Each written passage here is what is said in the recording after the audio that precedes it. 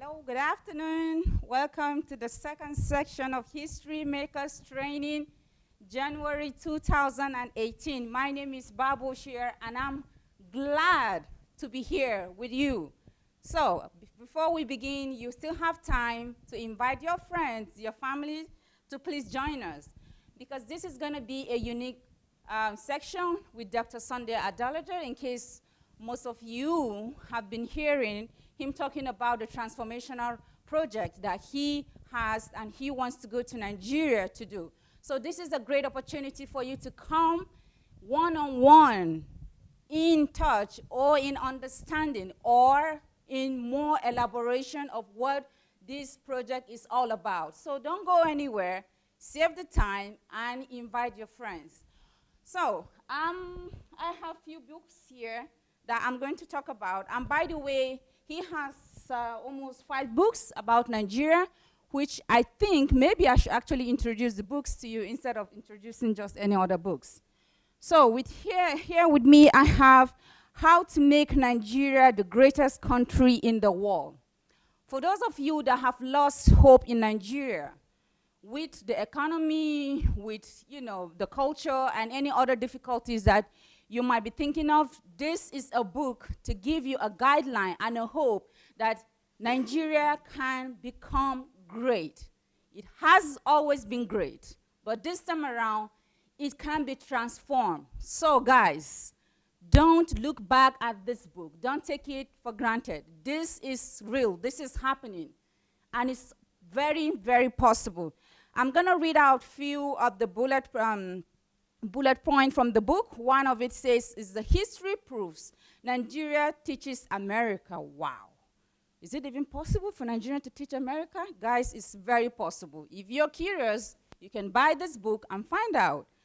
Next is Ebola. Nigeria taught the world on disease control. Okay. We all know there was Ebola in Nigeria, and Nigeria was able to eradicate that disease. So yes, this is a book for you to find out how that happened.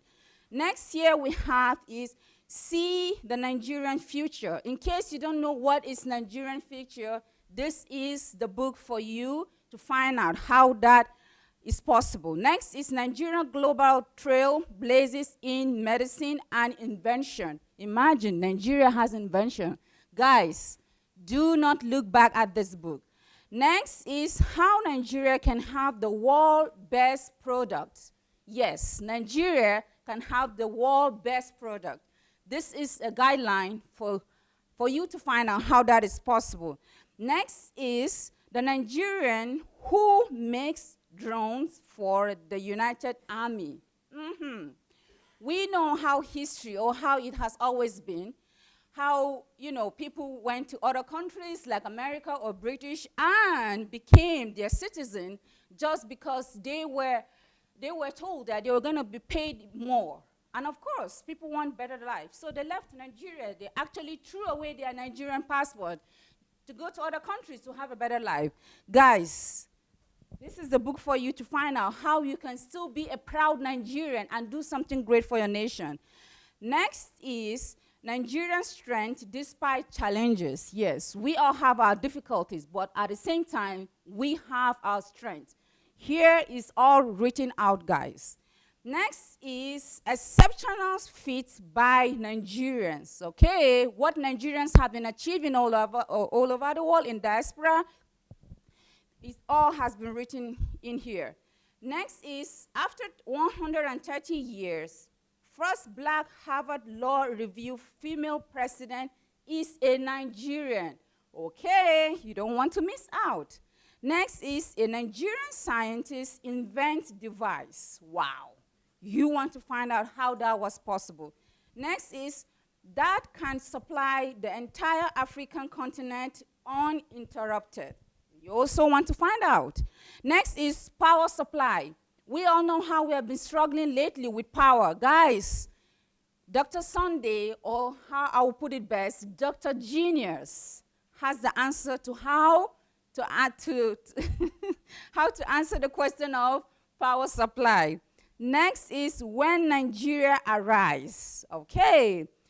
Yes, Nigeria is going to arise again. Next is how we can make Nigeria work.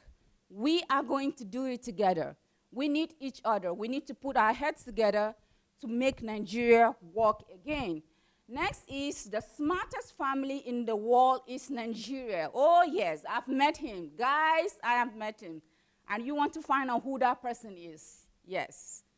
Next is extraordinary feat by a single Nigerian. Once again, Nigerians in diaspora. Next is the power of the Nigerian spirit. Well, as they would say it better in Nigerian local language, if you know be Naija, forget it. So if you want to know what that Nigerian spirit is all about, please go get your copy at Amazon, Okada Books, and Kindle. Do not miss out on this. Thank you very much. I think we're ready to start the second section. Okay, not yet. Next is the book I have here with me is Nigeria and the Leadership Question. People have been writing and talking about that the biggest problem we have in Nigeria is leadership. I never even know what Nigerian leadership is all about. But when I read this book, I came across great truths. And it makes more sense, really. What is really the problem of Nigeria or the leadership questions? What it is, you know, how can we even try to solve the leadership question when we don't even know what the question is or where it's coming from and what the main root of the problem is? In this book, you have answers to any question about Nigerian leadership. So thank you very much. I think we're ready to start. We're ready to start. Dr. Sunday is here. So let's put our hands together once again and welcome him.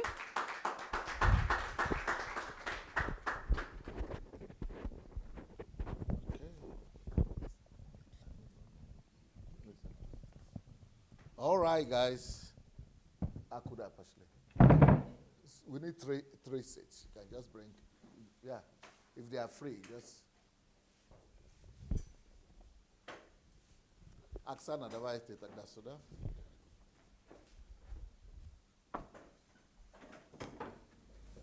Akuda ni Pashle. Pasavite Moshe.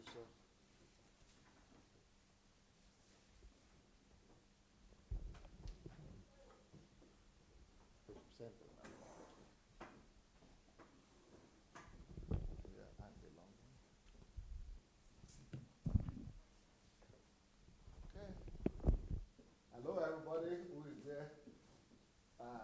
Do you have the slides? Okay, can you put this on? You try to see if you move it this way, it will be on. Yeah, move the table. It says just two little baby.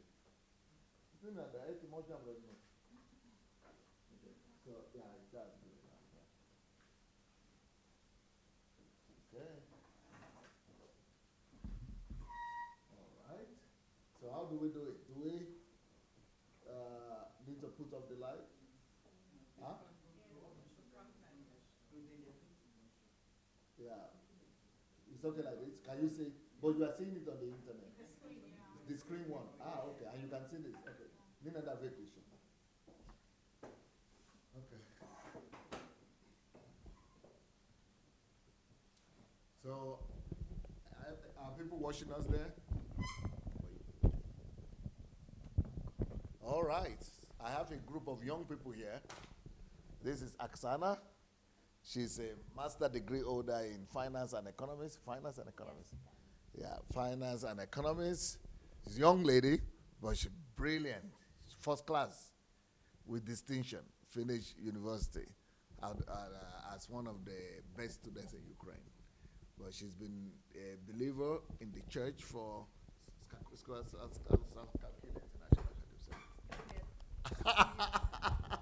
struck left. Shooter. You know how long she's been in the church? Since she was 3 years old. She's been in the church from 3. She's been in the church since she was 3 years old with her mom. And I think And he's been in the church since 13. since he was 13 years old. So these are children that grew up under Pastor Sunday here in the church. And now when they heard and they see that I've been so involved with Nigeria, and always talking about Nigeria, always talking about Nigeria. By the way, Denise's father and mother, those are the parents of Denise. Wow. There are two pastors, Pastor Luba and Pastor Nikolai. Stante was at Nambe Spirit Pakaziva. Pabakaite Ibuko. So maybe they will go to Nigeria with us. So get ready to see them in Nigeria. Yeah, and of course, this is Denise. Denise has done a lot of work to help me, to put together solutions for Nigerian situation and for the Nigeria problem. So I've done some presentation on Nigeria several times, but this is, I don't know what you call it. What do you call this presentation? Did you put a title? What do you call the title in the Facebook? Okay. Huh? Okay. So we have done some presentations in English, but this will be presentation in I have different groups that I work. I have think tanks. I have one think tank in Washington D.C. That is the one we have seen before. That's connected with very global problems of Nigeria, the universal problems. If you've not seen those presentations, go look for Nigerian Transformation Project on YouTube, Sunday Adelaja, you will see several of them. And then I have another think tank in Nigeria those are going to work with more on-ground situation and details. But here, daily, it's a team I have together here. These are just two people here, but more people, but they are going to do the presentation today. It's a team, what they are doing is looking into problems that directly relate to people and how to bring practical solutions to improve people's lives. So,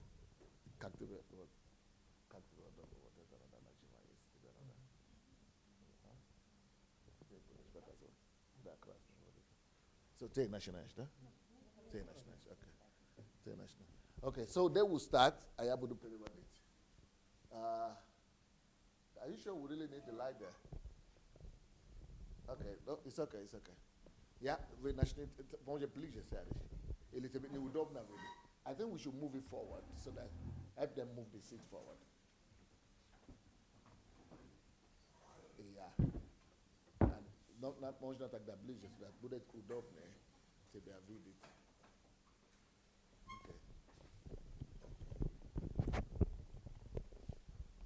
So if you know anybody who is interested in Nigerian Transformation Project, please go invite them, because a lot of people come to challenge me and say, you want to do something for Nigeria, you are always talking. Okay, let them come and hear our plans, because why should we just rush and do something without plans? So these are the plans, these are the strategy. We are big on putting plans in place for us, putting strategies in place, so that implementation is only 25% of results. 75% is always planning. Order. First of all, you've got to have order before you have implementation. So order and planning is 75% of the result. So that is what we're doing. So if you know anybody who might be asking questions about Nigerian's transformation project, go call them. Let's share the link right now. Let's share the video, share the link, and invite as many people who might be interested in Nigerian situation. Let them come and join us. Это по-русски тебе будет написано, да? Или по-английски? На английском? А как вы объясните? What's the problem? What's your problem?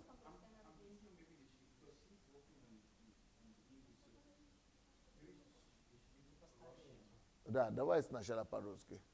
Я буду переводить. Зачем я тогда здесь? Я здесь на... Let's start with the Russian slides.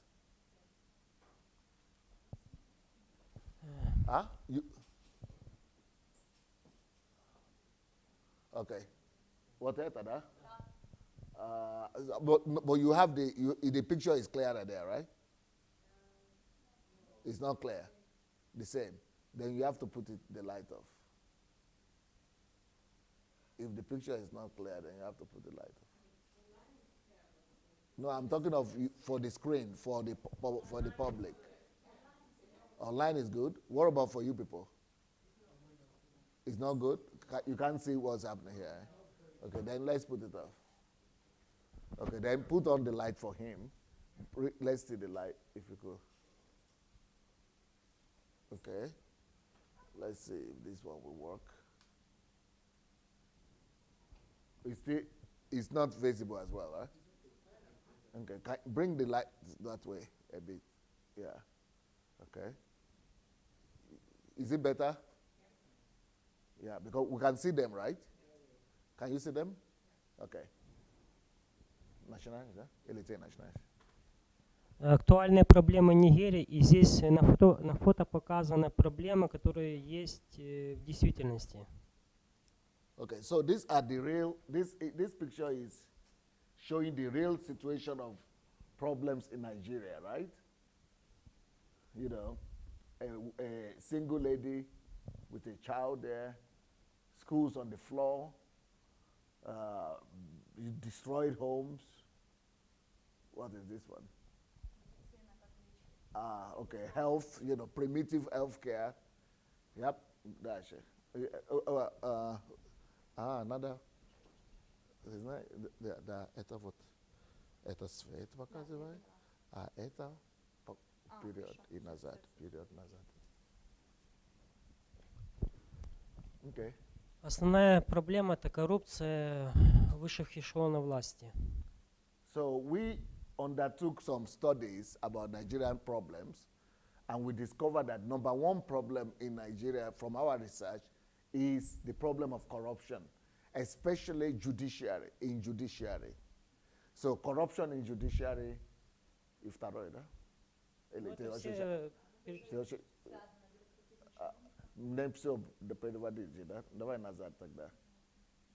okay, so the number one problem is corruption in judiciary.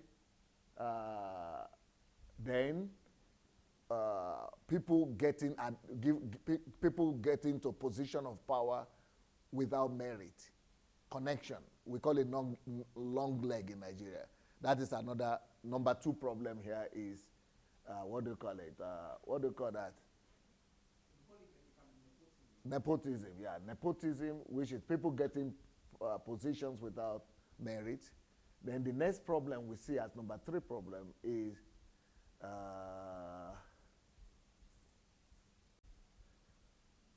а что это третий? Вот это что? Предоставление услуг в сфере образования, юридических услуг, проплаты.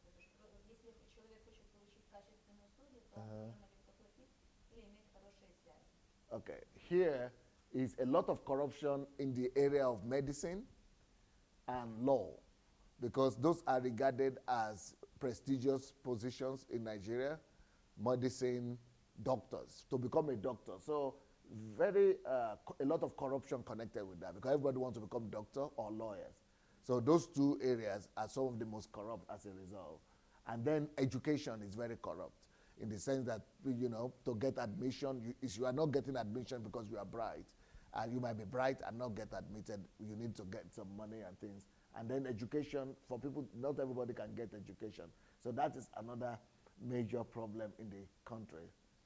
And then we have problems of, you know, people with businesses. For anybody cannot just, you know, disorder in business, okay? Here is bureaucracy is another problem, bureaucracy of the government officials.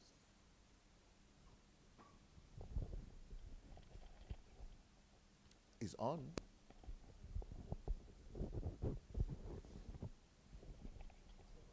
Maybe your battery is low. Or maybe it's not my own. Maybe it's the wrong one I took. Maybe I should change with them. Now I take my apps.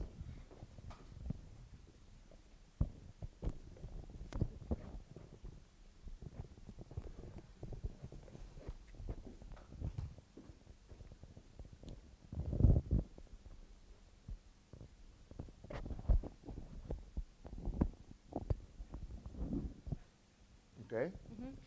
Да, следующая актуальная проблема Нигерии – это бюрократизм чиновников. So the next problem we have here is the bureaucracy of the government officials and government institutions, parastatus. Yeah. Чиновники злоупотребляют своей властью, так можно на примере посмотреть. За время правления предыдущей власти, especially during the last government, that Jonathan's government, чиновники использовали около 9 миллиардов долларов средств, которые были предназначены именно для нигерийского народа. So $9 billion was lost during the government of the previous government, Jonathan's government. So that $9 billion, nobody could account for it. Эти средства, как правило, размещались на их текущих счетах.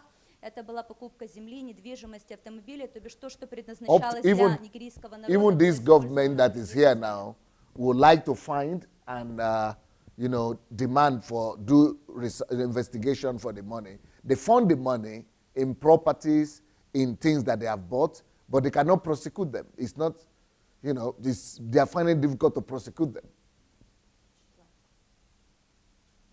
Ну, соответственно, тоже если смотреть условия, как живут нигерийцы, то оплата труда очень низкая. Так, средний уровень зарплаты около $30. При этом, So as a result of those government officials stealing money, corruption, that is what is responsible for the low life expectancy of Nigeria. Low income of Nigerians. So right now in Nigeria, a Nigerian worker only makes about $30 a month. That is like $1 a day. So Nigeria is living on $1 a day, but when you calculate all the rich people as well, you could say in the average country is living on $2 a day. So the reason is because, let's say that 9 billion, for example, is returning to the economy, and that would have increased, you'd have provided more jobs and more opportunity to create for productivity. That increase in productivity would have increased the salary of the people, and the increase in the salary of the people would have led into increase in standard of living. But because of this money is taken from the economy, the standard of living is coming lower, the income is lower, and then the people becoming poorer. That is why the people are always getting poorer, because the officials are stealing the money from the yeah. Да, ну и, соответственно, если смотреть, то зарплаты, как правило, может хватить только на питание. Если говорить об аренде квартиры или каких-то еще дополнительных условиях, развлечения, то об этом вообще не может. So from our own calculation here, how can you survive? It's impossible for people to survive in Nigeria without being in poverty. Because if people make $30 an average, water at a meses? $30 в месяц, это вода, за полтора литра воды они платят 74 цента. For example, water, for example, if the average amount of money you have to spend on water, just for 2 liters, under 2 liters of water is costing almost $1, 74 cents. Or that is what 1.5 liters of water is costing. And the price for chicken is $6. So, and that is $30 a month though. One chicken is $6 in Nigeria. Bread is $1.5, $1.5, dollars, right? And if you want to buy cheese, that is a luxury in Nigeria, because 1 kilogram of cheese is going to cost you $13. Thank God people don't eat cheese much. That there you calculate what they think is essential, the essential things for the. Then the fruits, let's say apple. Apple in Nigeria, 1 kilogram of apple is going to cost you $4.5. So all this in total, and then if you want to get an apartment, 1-bedroom apartment, you have to pay $145 for an apartment. Now, how can you pay $145 for an apartment when your salary is $30? And then when you need, it's like 5 times more than your salary just to pay for 1 bedroom of apartment. Then to eat, you cannot even eat for a few days. Talk less of a full month. That's what they call poverty. Ну и в каких условиях, соответственно, живут богатые люди и бедные люди. То есть мы можем... And then another problem in Nigeria, the fourth major problem we see in Nigeria is the problem of the difference between rich and poor, the class difference. So a rich man could be living in a house like this, while human beings also live like this. These are Nigerians, human beings in the same country, from the same, the people of the same nation, one living like this in the very next street, another person living like this or like this, and nobody is even feeling for these ones. Everybody is just living as if nothing happened. So that is another major problem we see in Nigeria. Соответственно, с этим связанный слайд – это строительные нормативы. В стране отсутствуют как такие нормативы, которые предполагали бы создание чертежей для постройки хороших зданий, в которых могли бы проживать люди. Another major problem we see in Nigeria is that there are no standards no requirements for building. So you have a major problem with residence and with accommodation. A lot of people don't have normal human accommodation, standard human accommodation. So, and even the houses that are there, we have an impression as if the normal people average, we're not talking about the elite, just the average Nigerian house, it's not licensed, it's not, you don't have permission, you don't have requirements, you don't have standard requirements and standard, requirements, right? Quality control, so that any house, if you build any house, like in this place, for example, any house you build is not going to be approved, and you are not going to be allowed to live in it if you don't have water system, if you don't have electricity, if you don't have, heating system, if you don't have cooking facility, if you don't have all the basic conditions, requirements for human being, for human living, you cannot say that house will be confiscated. It's not going to be permitted. So, but in Nigeria, there are no elementary requirements for houses to be, to be accepted. Следующая актуальная проблема Нигерии – это сфера образования. В стране отсутствует как таковое финансирование со стороны государства сферы образования. So another major problem that we see in Nigeria is the problem of education. It's amazing to us that the government doesn't have a system whereby everybody is taken to school. That control, quality control in education, that everybody is in school and everybody finishes school. We cannot believe that. That is supposed to be a basic requirement of any government, to make sure that nobody is out of school.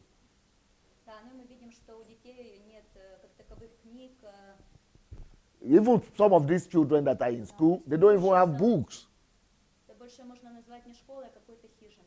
We don't count these ones as schools. We don't regard these as schools. But in Nigeria, they call them schools.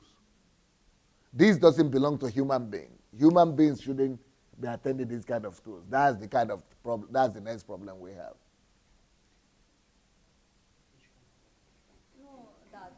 That is the first level of problem that we see. The next level of problem that we see is that the budget of the government for education is very low. And that's why they cannot provide for all this. Then another problem is, of course, there are no schools. These are no schools. There are no infrastructures for schools. Another problem about the education is that there are no libraries, no normal human libraries in the streets. Like here, for example, libraries are in every street here, you have to have a library. Or the worst situation, 5 streets must have one library. But in Nigeria, there are no libraries. And then there are no offices for teachers. Like, for example, here, if you're a teacher, every teacher has his own office or her own office. But Nigerian teachers don't have offices. Or if they have, they are just some very low-key and, very primitive places. Then the salary of teachers are very low. That's another problem connected with education. Then Sredi Выпускников.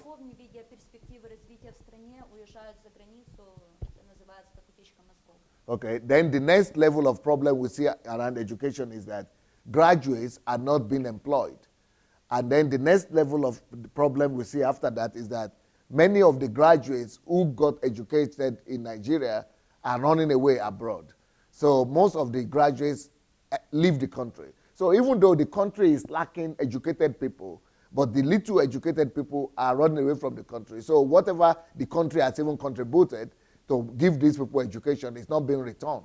It's being wasted and given to other countries. Следующая актуальная проблема – это сфера медицины. The next problem we see in Nigeria is the problem with medicine supply. Healthcare.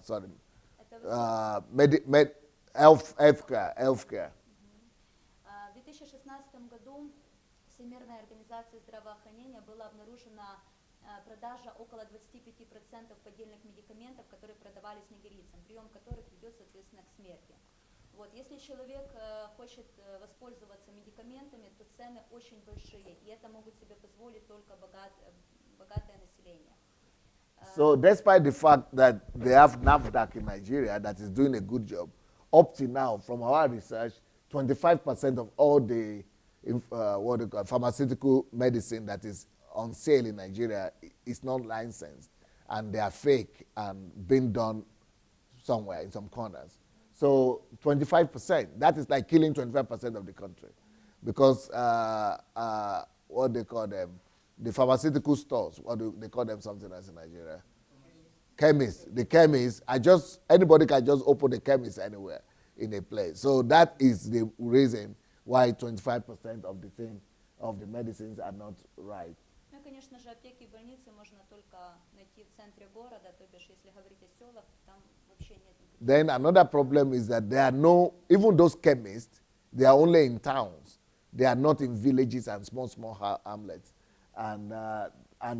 But when you find real medicine, a lot of them are not affordable to poor people. So even if they are real ones. Yep. Медицинская помощь. Большинство населения не знает, как оказывать первую медицинскую помощь до момента, когда человека могут отвезти в больницу. Из-за этого множество людей гибнут. Okay, another problem we discover in Nigeria is that there is no first aid education. So which means that, for example, in this country, if you finish school or high school, you must have first aid training. Everybody knows first aid training. So you know, and every home has first aid facilities. So every first aid facilities everywhere. So nobody just dies like that. So, but in Nigeria, because of the absence of first aid facilities and first aid training, people die before they get to hospital. And then hospitals are not always nearby, and they are not always available and always near. So before people, even in some cases, people could still be saved, or they are just fainted, but they are already or clinically dead. But in Nigeria, they are already dead, because there are no immediate responses. So that's why a lot of children die, a lot of adults die, and the death rate in Nigeria is very high, and life expectancy is very low. Есть также необходимость создания в селах фельдшерско-акушерских пунктов, которые могли бы осуществлять доврачебную первичную медицинскую помощь. In this country, for example, we have in villages and small towns what they call the preliminary medical help, what they call them. Yeah, no, what do you call them in English? Not hospital, like clinics, like mini clinics. Yeah, No. Community clinics. So community clinics are just everywhere. Like, they are not hospitals yet, and they are not big clinics yet, but they are just community clinics that everybody can access for free. That will just give you health centers. Yeah. But in villages in Nigeria, those things are not there. And even if they are there are no basic requirements for them. Another problem area we find in Nigeria that we want to bring solution to is all these things we are saying are where we have developed solutions for. These are all areas where we have developed solutions for. So another area of problem and crisis in Nigeria is the Nigerian markets. You know, these are markets where people sell products that people use, human beings. For us, this is like catastrophic. I mean, can you believe it that here they are selling meat and they sell meat open. Meat is open like that. So it is anti-health conditions where the markets are. They sell food in the street and things like that. Those are catastrophic health disaster situations. And then the next problem we find in Nigeria that we are providing solution for is the ecology. Can you say ecology in Nigeria is catastrophic?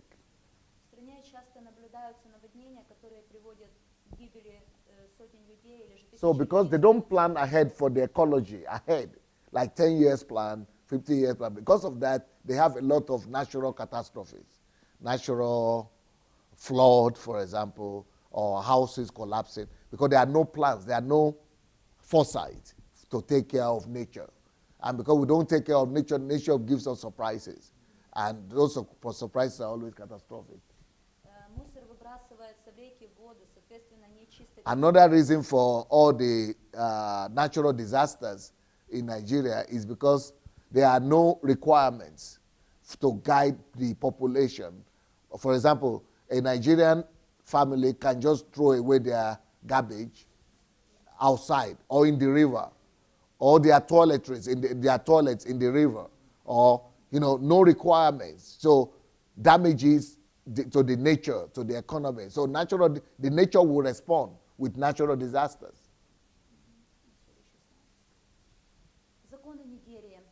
The next thing we see as a problem in Nigeria is that the laws don't work in Nigeria.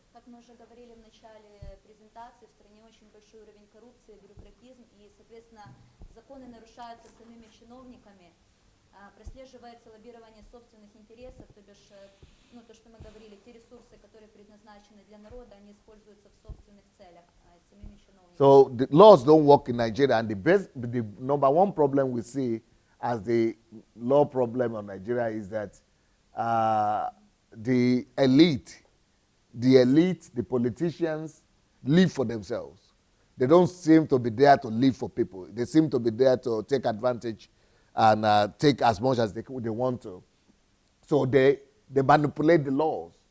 They use their power to subdue the law and make the law not to demand anything from them. So as a result, a big level of corruption and discrimination and the oppression of poor people and people who are underprivileged people.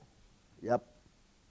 So as a result of that, you have a high level of catastrophes in the sense of crime, high level of crime. Нигерия очень богата на нефть. То бишь мы можем видеть, что нефтяной сектор дает около 20% ВВП, 95% доходов, но в чем проблема? Только 1% населения, то бишь это чиновники, это богатые люди, получают доход от реализации нефти. So now Nigeria has a lot of, another problem we have here is the problem with oil. Nigeria has a lot of money coming from oil, which is 25%, 20% of the GDP. But then that 20% of the GDP brings in 95% of the cash, foreign cash, foreign currency, 95% of foreign currency. But only 1% of the population has access to that 95% of the money. 1%. So they distribute it among themselves, and the rest of the country doesn't even know they have money coming in from oil. They don't feel it upon themselves. They try to use it for some things, but I'm saying poor people don't feel it. So whatever they use it for from the budget is 80%. It doesn't get to 80% of the country.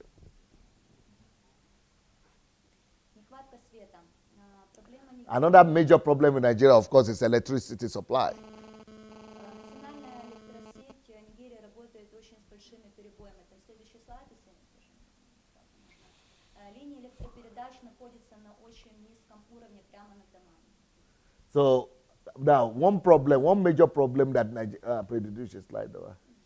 one major problem that everybody knows in Nigeria is that Nigeria produces very little amount of electricity. Now that little amount of electricity, everybody is aware of it and everybody is talking about it. But they are not talking about the quality of electricity that is even being produced. That amount of electricity that is being produced, like for example, this is the way electricity supply is supposed to be built. But let's see the way it is being built in Nigeria. This is the way it's being built. No other. This is the way electricity look like in Nigeria. And these are houses. These are houses in the neighborhood. These are own houses. These are houses. And these are electricity. So maybe it's a blessing in disguise that Nigeria doesn't produce more electricity. Because if they produce more electricity, this way is going to be causing much more catastrophe. Anytime it rains or anytime the thunder comes, it's going to be killing people left, right, and center. Because you don't supply electricity this way. These things are not supposed to be where people live or in cities. Nobody's supposed to even know where these things are. They're supposed to be hidden.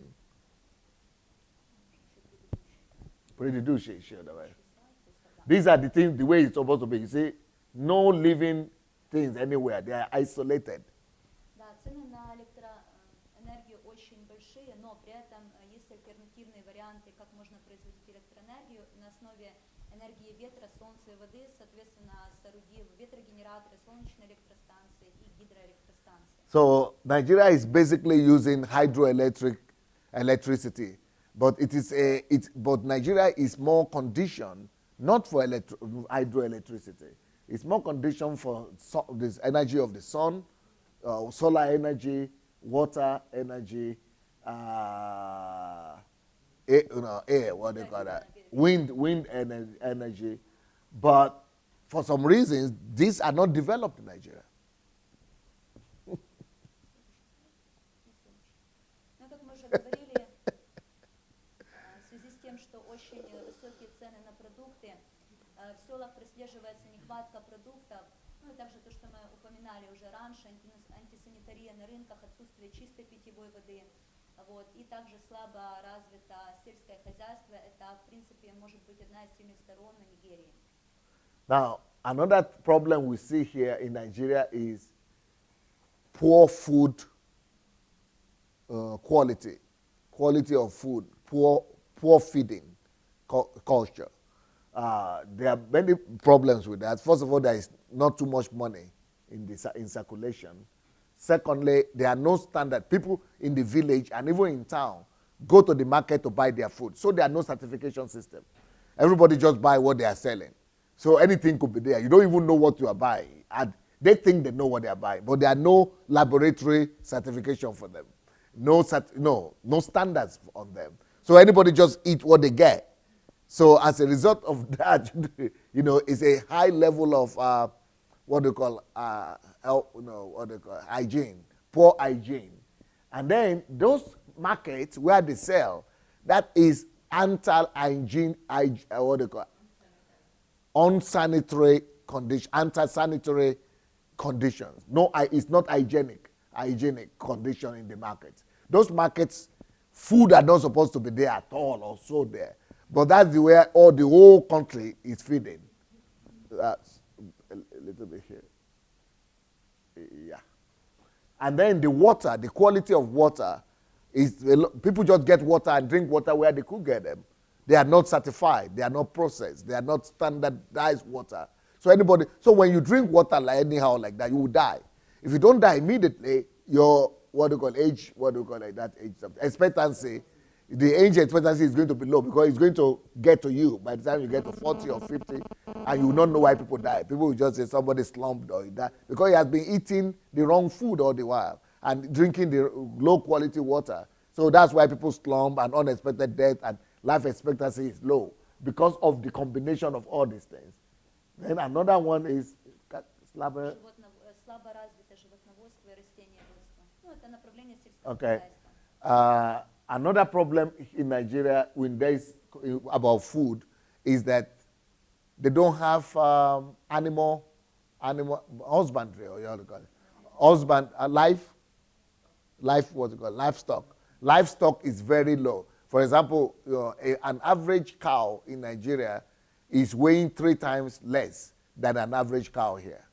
And then, but if weight is even nothing, but what the milk or the meat that a cow here supplies is what you would need 20 cows to supply what 1 cow supplies here. So, can you believe it? 1 cow supplies milk that 20 cows we need to supply in Nigeria. And more 20 cows we need to supply the amount of milk that is supplied by 1 cow here. So, of course, people will live in poverty. And then the amount of cows compared to the other national average is less in Nigeria than in most countries, the average, even small countries.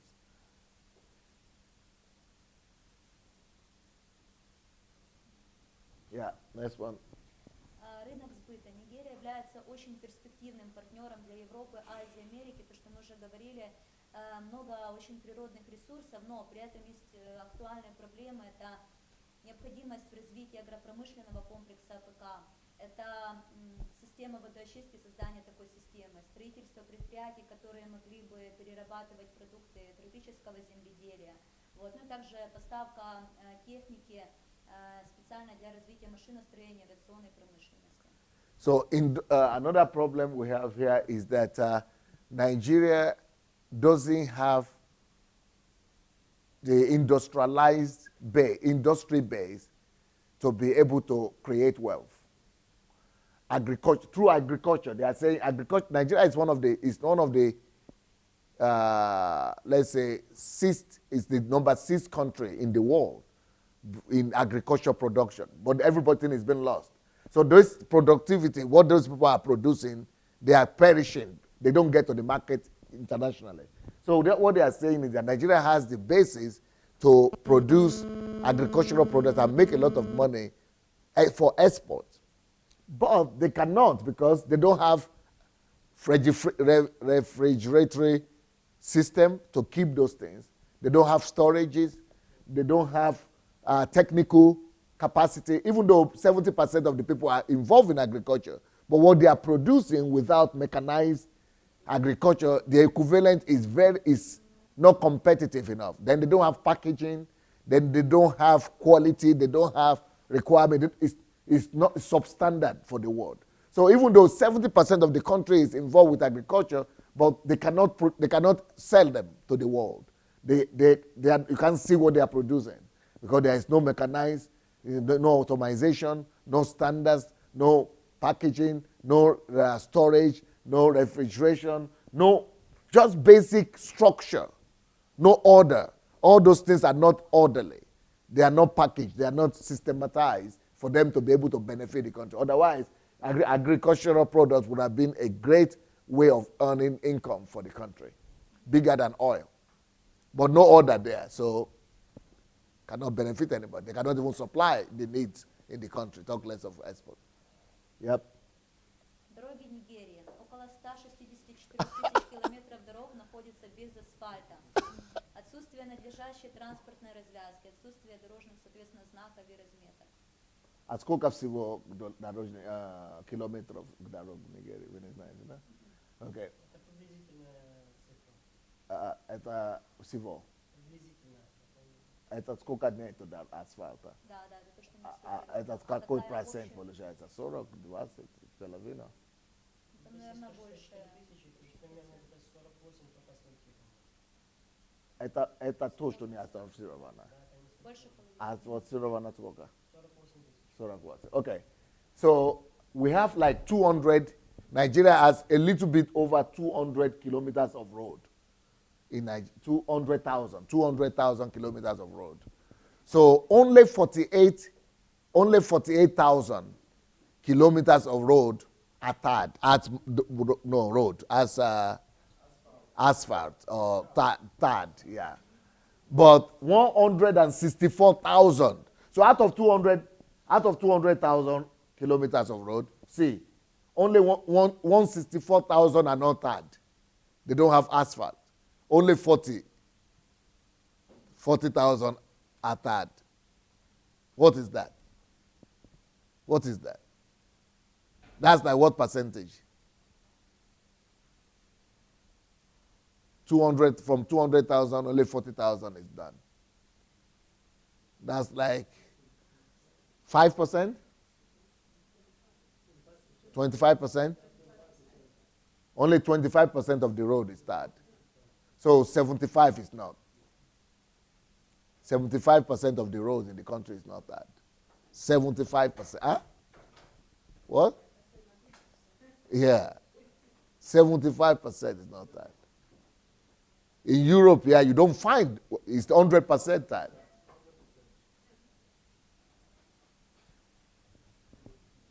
Here in this country, they have 95% and they are still complaining.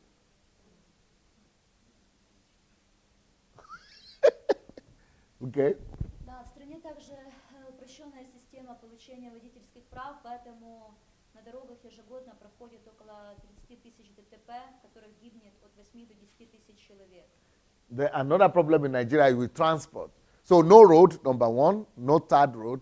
Number two, there is so much corruption in getting certificate, driving certificate, or what they call it. License, driving license. As a result of that, people drive anyhow.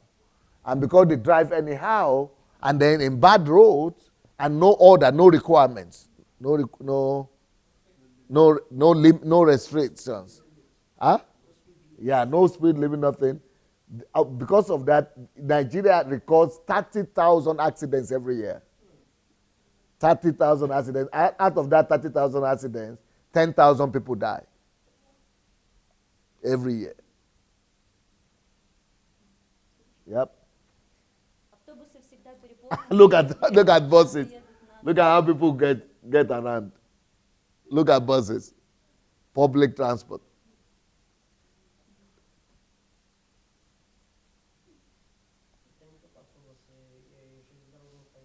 And the same way you see people hanging here, that's how they hang in the train as well.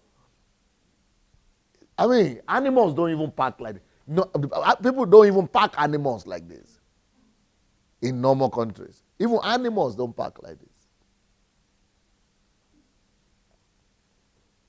You see, I have job to do in that country. And do you see order? Do you see that everything is connected with order? Okay? And all of them are having stickers, Bible quotation, without order. As if Bible quotation will just resolve all the problem. And with those Bible quotations, they are running into accidents every day. Да, ну паркинг. Ну, если говорить об условиях транспорта в стране, то о паркинге это вообще речь не идет. These are not Nigeria. These are just car parks in other countries. But Nigerians don't practice car parks. They don't have car parks. Everybody just putting their car near their houses. No organized system of car parks. Okay? Следующая проблема – это рождение детей для продажи. Цена за одного ребенка 1,000 евро и больше. A growing problem in Nigeria right now is what they call children farm, or what they call it. Baby factories.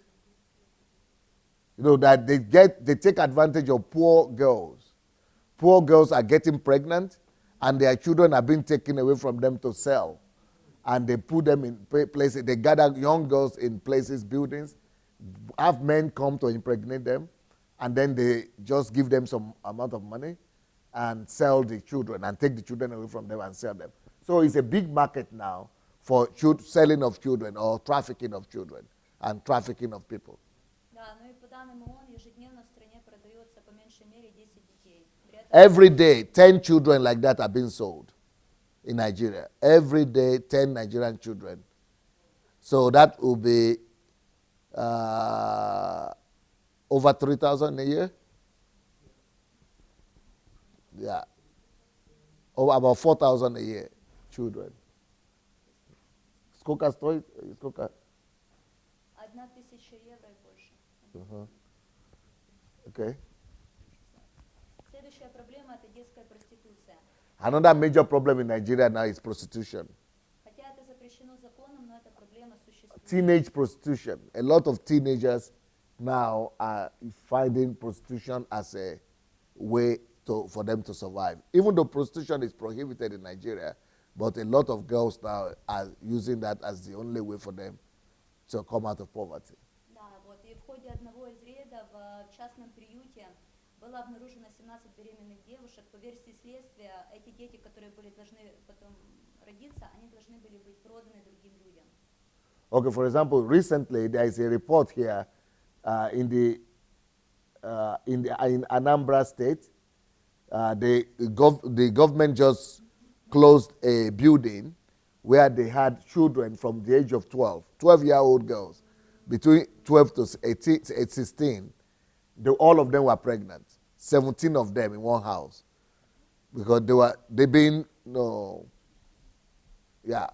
are getting them pregnant to sell those children later on.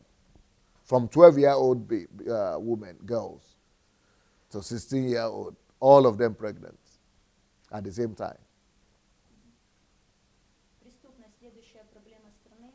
Another major problem in Nigeria is crime and armed robbery. На ворованные деньги террористические организации закупают оружие, и в стране постоянно прослеживается столкновение между армией и этими террористическими организациями. Here also we put the militants and kidnappers. So a major problem in Nigeria is armed robbers, thieves, but especially more danger is coming from the militants and kidnappers. Также эти организации занимаются широкомасштабным оборотом наркотиков, подделкой кредитных карточек, соответственно, использованием чужих денежных средств. So the question that needs to be addressed is where those people, those kidnappers and the militants get their money from. And a lot of them are involved in a lot of crime and a lot of hidden schemes that they are using to get the money to buy all the weapons.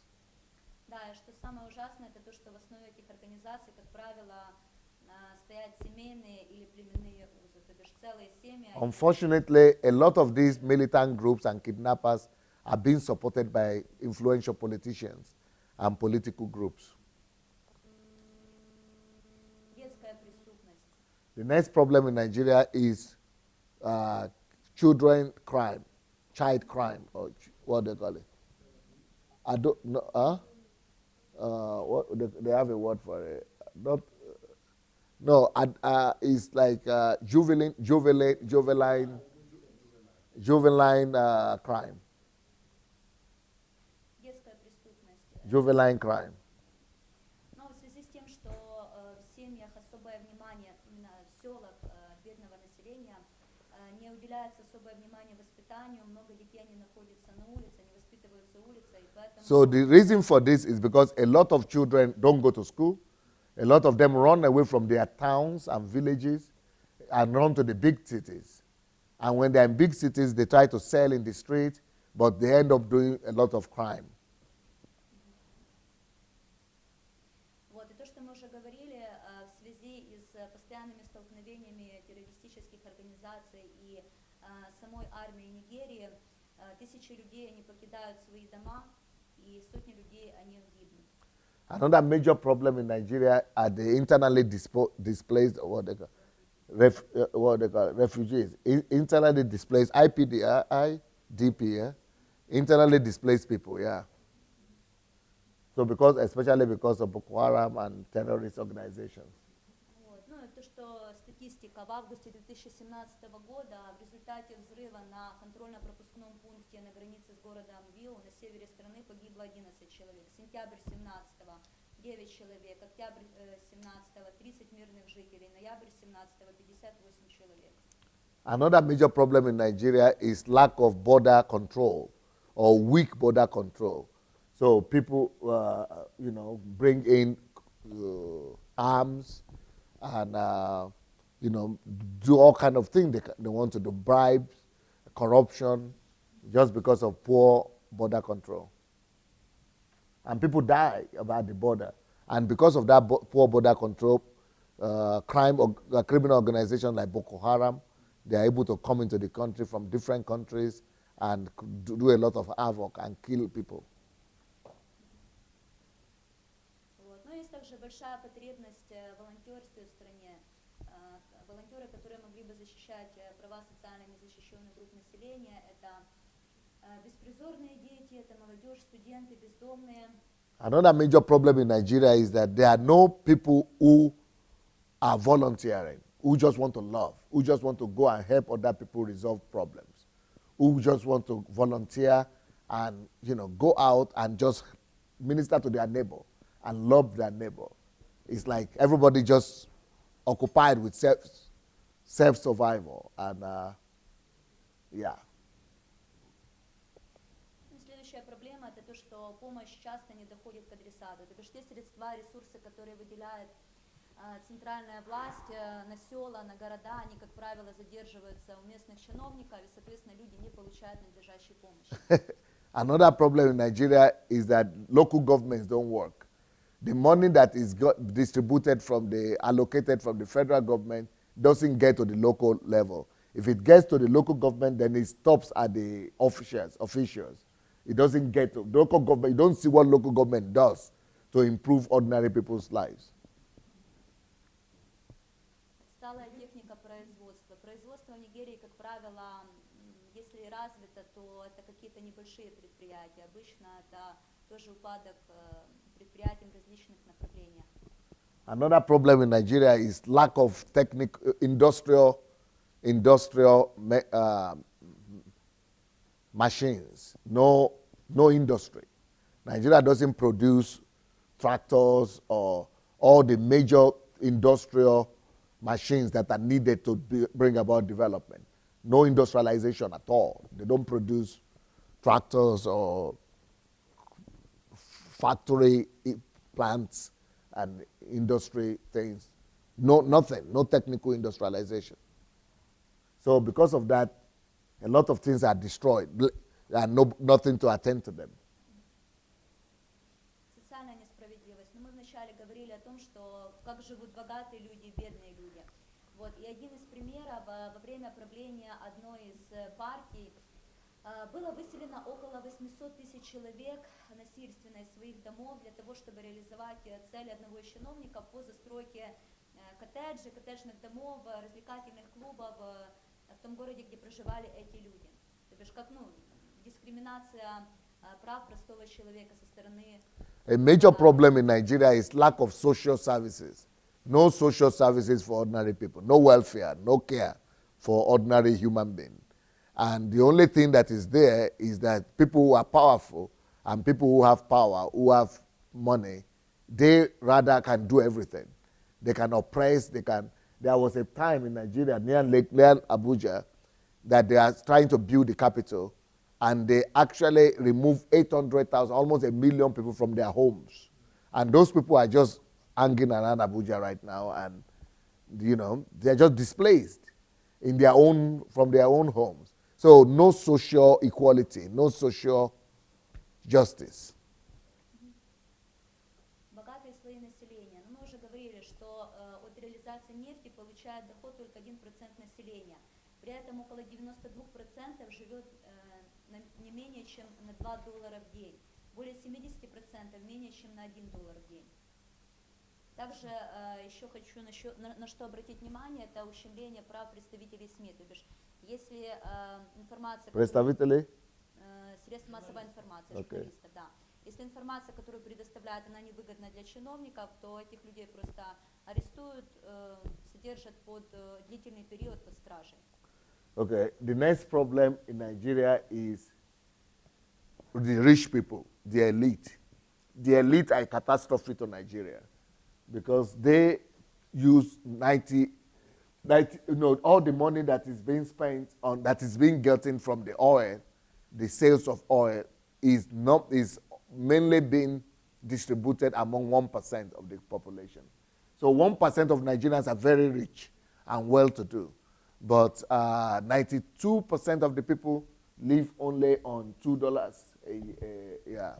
a day, and 70%, maybe just $1. Out of that 92 is just $1 even.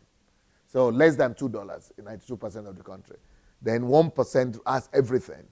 Then only 7% is just, maybe getting somehow from anyhow. And then they have a lot of problem with mass media. The journalists are not secure. Journalists could be,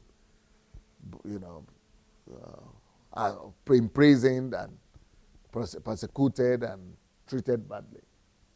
Закрытые клубы для богатых. Богатые создают клубы закрытого типа, в которых они решают свои вопросы, в то время как большая часть населения... Another major problem in Nigeria is class consciousness. Class segregation. The rich people in Nigeria build their own houses and fence it, or build their own estates and fence it, or build their own estate, live in their own estates, so that they don't even feel what the whole country is feeling, and the whole country doesn't even know people are living like that. So that 1% of the country, they have put themselves, they have built their own heaven. So they have a isolated lifestyle, which is of the privilege, where even people in Europe don't live like that, or people in America don't even live like that. But they have their own privileged lifestyle, and the rest of the country are living like in trash. So that is a problem. The elite is a major problem in Nigeria. Следующая проблема, о чем мы говорили раньше, это экология, мусор. Мусор скапливается на улицах, возле домов, вдоль берегов водоемов. Another major problem in Nigeria is the problem of dirt. Dirt is everywhere. You cannot wear the same clothes or shoes for a week or for a few days. Everything is dirty. Dirt everywhere. Just no order in the area of dirt. Nobody is taking care of that. It's that nobody is cleaning the country. В стране отсутствуют системы водоотведения, которые могли бы утилизировать хозяйственно-бытовые, дождевые, сточные воды, соответственно, очищать воду. Это влияет на ухудшение санитарно-эпидемиологической ситуации в местности. The whole of Nigeria doesn't have sewage system. So what rainfall goes anywhere it wants. People go to a restroom, goes to anywhere it wants. People everybody is resolving their problem anyhow. People just sending their toilets, and every house is sending their toilets anywhere they want. And no centralized sewage system. It's like hell. It's like we are describing hell, right? And that's where I want to go to. Huh? No, it doesn't look like it. But I have an answer for all these things. But if you talk to Nigerians, they will only tell you we only have two problems: electricity and government and leadership. They don't even tell you about all these ones. They don't even notice them. They just tell you they have electricity and food, and that's it. But see what, constructive attitude is. They have never been to Nigeria, but they can tell Nigerians more about what is going on with them than they that are there in Nigeria. But so when people come on the platform and challenge me, you are sitting down there and you are talking. They don't know. I probably know more than even their government. That they talk less of they that are there. Больше процент воды Нигерии заражен бактериями, фосфатами. Соответственно, как мы уже говорили, отсутствуют системы, которые могли бы очищать воду. Большую часть времени жители Нигерии тратят на добычу питьевой воды и преодолевают более 3,5 километров в день для того, чтобы найти чистый источник воды. Wow. 71% of Nigerians spend time to get water. Spend a lot of time to get water. In normal countries, nobody spends time to get water. You don't even need to spend 1 hour to get water, or 5 minutes to get water, or any minute, even 1 minute to get water. Water is everywhere in any normal country. But in Nigeria, people spend a lot of their daily time just to get water or to find water. Some of them, but if you are in villages, then you are in trouble. because averagely 71% of Nigerians have to walk average of 3 kilometers to find water. 3 kilometers, or wait for water to come, or walk to get water. 71% of the country doesn't have access to ready water every minute, every second. In normal countries, people don't even think that you need to walk, look for water or spend time on water. Water is just hand. Just move your hand. Water is everywhere. But not in Nigeria. 71% of Nigerians don't have access to water. And then the quality of water they get, they are deadly. Okay? Одной из сильных сторон Нигерии является сельское хозяйство, но в последнее время наблюдается очень большой спад. Перспективными направлениями развития сельского хозяйства может быть животноводство, пчеловодство, лесное хозяйство, рыболовство. Не полностью видно внизу. В 2002 году, когда еще более внимания уделялось сельскому хозяйству, вылов рыбы составлял около 25 тысяч тонн рыбы. Up till 2002, before 2005, 2007, that was during Obasanjo's time, that Nigeria recorded the highest growth, one of the highest growth in agriculture produce in the world. But after that, it went nose down. And but Nigeria stands a good chance to have to be competitive, to be one of the best or one of the leading agricultural countries in the world. But they need mechanism, they need mechanization, they need industrialization for that, they need order. Стихийные бедствия, мы уже об этом говорили, в результате стихийных бедствий, наводнений, тысячи людей теряют свои дома, ну и сотни людей могут погибать. Another problem in Nigeria is that natural disasters is people's enemy.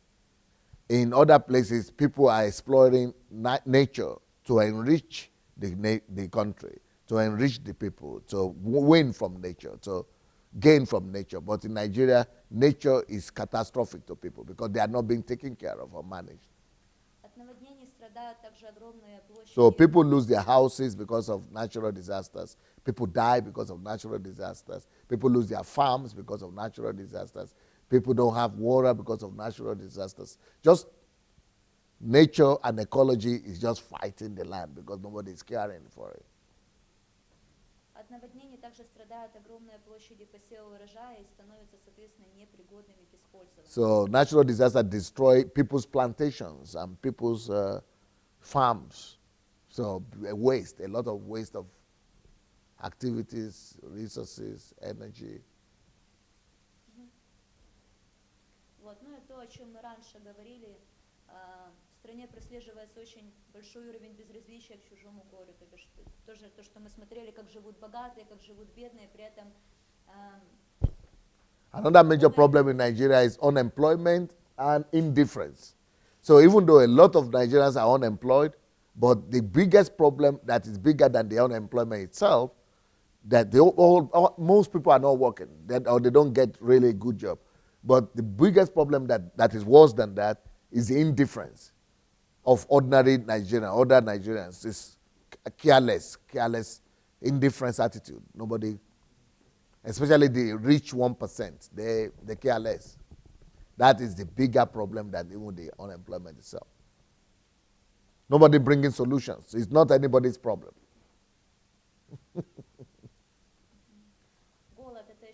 So as a result of that, that leads to hunger.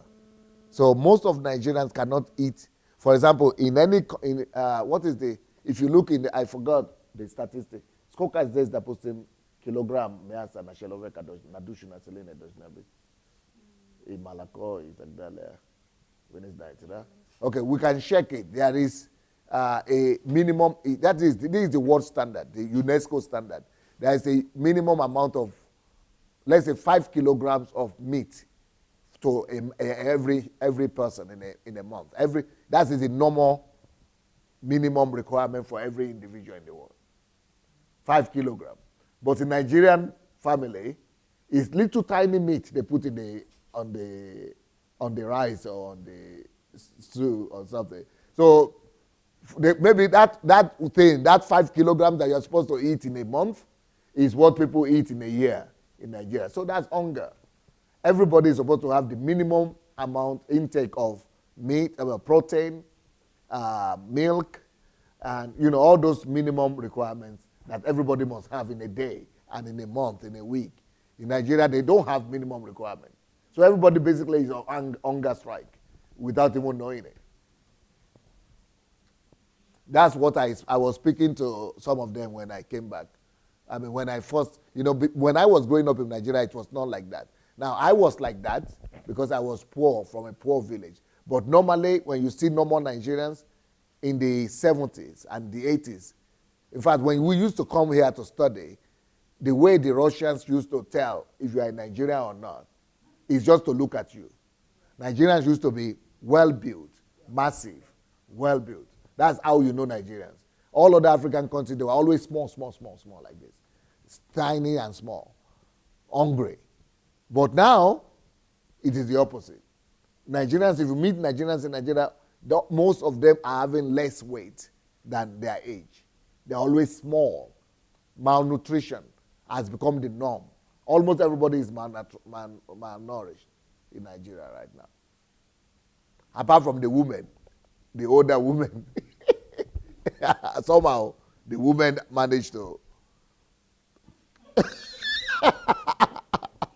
So, what did you say? Somehow the women managed to keep the thing going.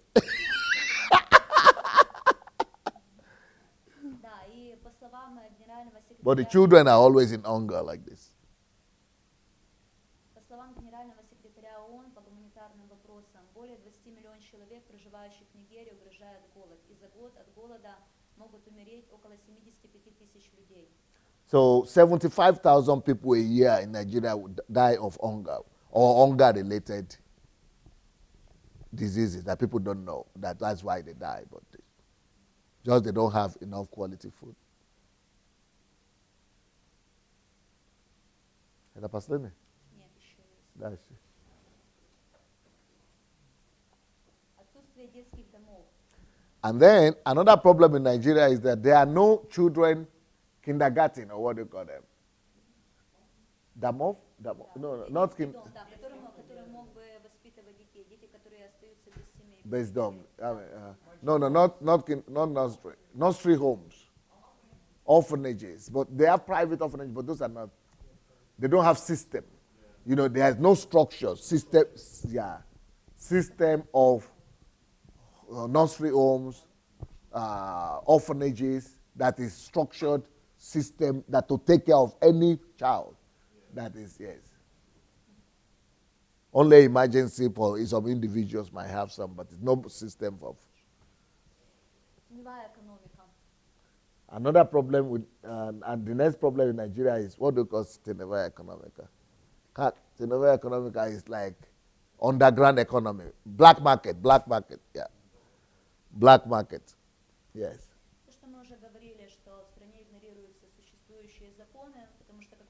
Black market is the economic activities that you are engaged with that are not reported to the government. So government is not getting benefit from it.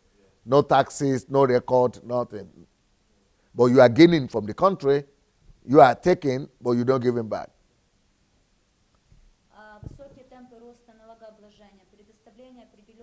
So one of the reasons for that is because many of those Nigerians don't like to pay taxes. So people are engaged in black market because so that they will not have to pay anything.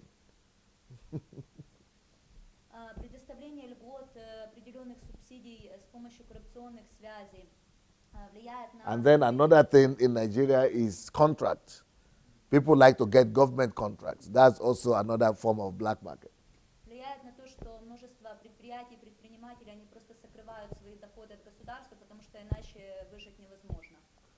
So a lot of these activities that are going on that the government and the poor people are not benefiting from.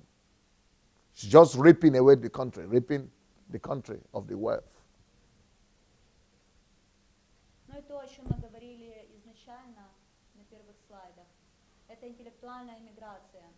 В связи с тем, что студенты не видят перспектив дальнейшего развития в стране, они уезжают за границу. But one major problem with Nigeria that we see is the fact that the best and the most prepared, the most educated people, they're looking for opportunities. Most of them who have opportunity to run away, the best mind and the best people of that country, they don't stay in the country, they run away. So only the weaker people or people who don't have the opportunity or the people who can't or people, only they remain. So the best people who could have developed the country are away from the country.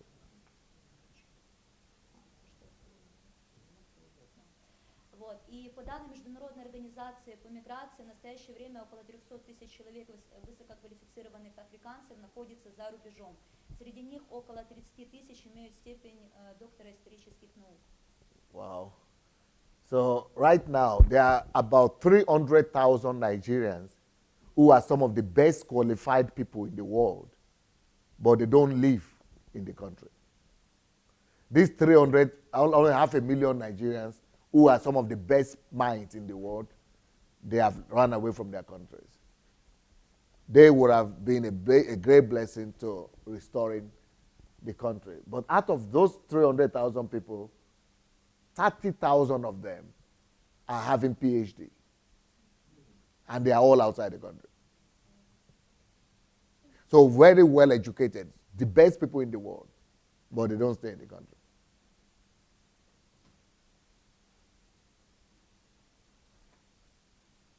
And 30,000 of them have PhD out of 300,000.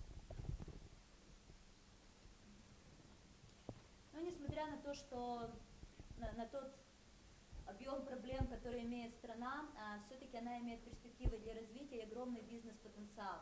В частности, это огромный рынок потребления, около 180 миллионов жителей, и также изобилие природных ресурсов ископаемых, что порождает возможность сотрудничества с международными компаниями и развития международных отношений. But another paradox that we found with Nigeria is that despite all these problems we have mentioned now, Nigeria is still the best country for business in the world.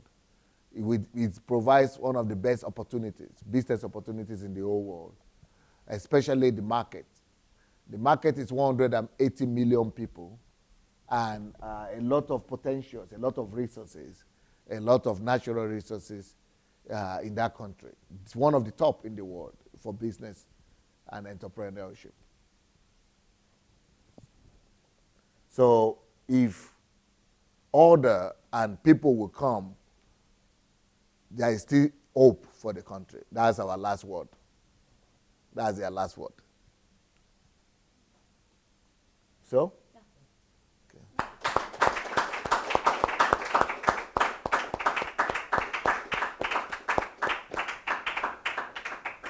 Что-то еще ответить? Да. Это проблема, но у нас есть решение. So, put on the light. So now you have heard about the problems of Nigeria. Now you have heard of the problems of Nigeria, but we are not focusing on the problems. We are focusing on the solution. We have solution to all those problems we just presented to you. We have a whole project of solutions. So those are the problems for which we are provided, and we have worked out our mechanism and projects of solution. Благодаря этим проблемам мы можем влиять конкретно на каждую сферу, не просто обширно, поверхностно, а более глубоко для того, чтобы убрать корень. As a matter of fact, we are actually grateful to God that God gave us the opportunity to do this research and to see all the main problems of the country.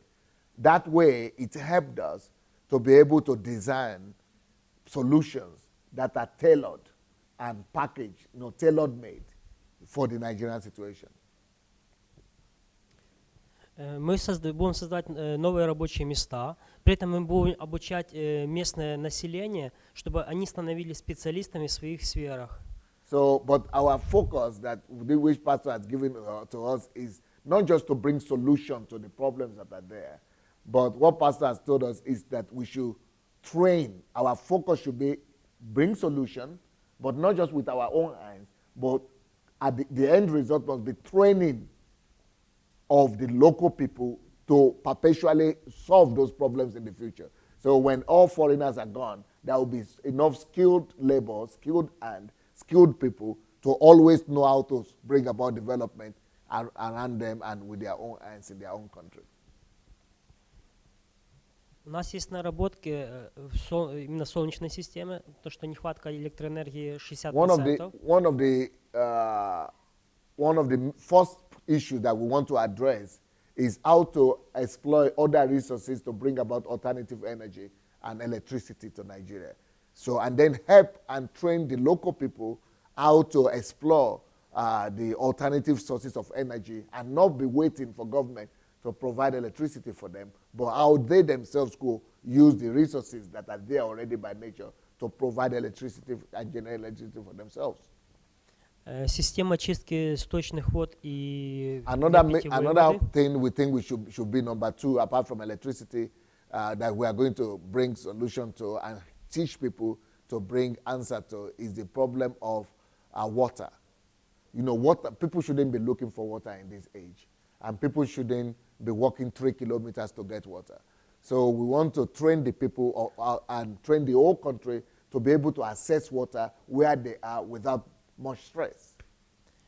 Социальное жилье, строительство, полностью инфраструктуры всех городов с учетом всех стандартов и ГОСТов для Another major problem that Pastor told us that we should resolve is that we should help resolve the problem of housing.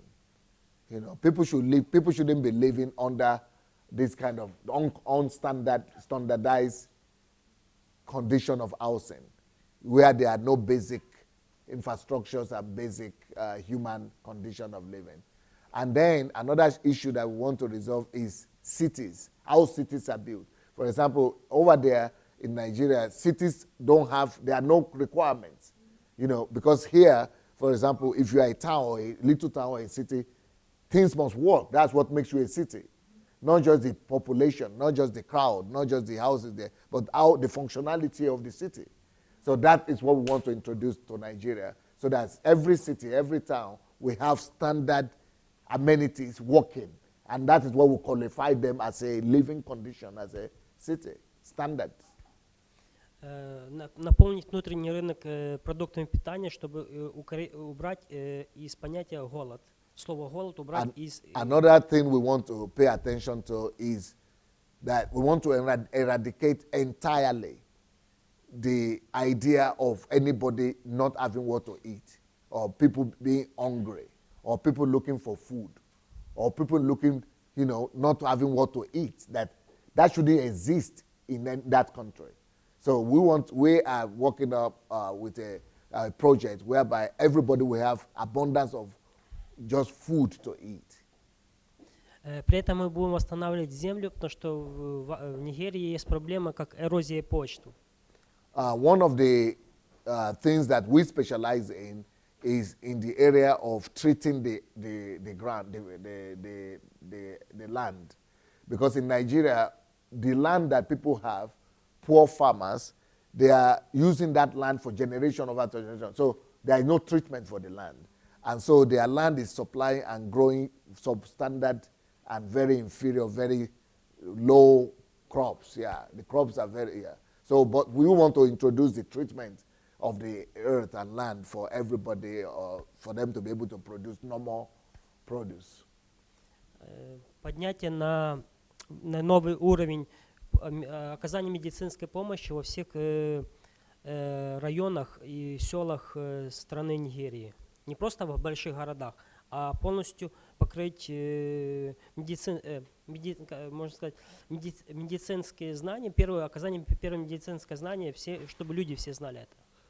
One thing we want to do is to organize a project that will bring first aid awareness and first aid training to everybody in the country. We want to train the whole 180 million people in Nigeria about to have an idea of what is first aid, what is first aid services, and first aid requirement. That's supposed to be, everybody is supposed to know how to give first aid to treatment to everybody else. So that is elementary. And we want to train people first to do that. And then after that, we want to make sure that every center, every little town has some medical centers or a clinic. Открытие швейных фабрик, ну, можно сказать, легкой промышленности, чтобы восполнить сферу, нишу заполнить одеждой и обувью. Another thing we want to do is to help create job for low-income women and men that are uneducated, unskilled labor. And the area that we have chosen right now is to bring the technology of producing, train women in technological production of clothes. In Nigeria, everybody just sewing in a very primitive, individual way. But what we could do is to train them to sew in the industrial way, like, mechanized way, like not just automated factory-based production of clothes, because people like to wear clothes in Nigeria, and then shoes. So mass production, industrial-based production of shoes and clothes. И последнее, то, что мы хотим создать, это детские приюты, потому что меня коснулось... Another thing we want to create is we want to form in every local government orphanages and foster homes. В интернете гуляет ролик о мальчике Хопс. Hope. Mm-hmm. Вот благодаря ему родилась идея создания детских приютов или фондов для детей брошенных. Most of you have probably heard about the boy they call Hope, that the Danish lady found in the street that was dying, and that shouldn't be happening. It's good that the lady was able to take care of the boy and many other ones, but we should have a system. We are talking about having a system in place that automatically takes those kind of children, takes care of them, not just one or two, but in the whole country, an elaborate system of fostering and orphanages. So those are the things we want to start with, and then we are going to go through the line and come up with a project of bringing solution to all those 40 basic problems that we have seen in Nigeria.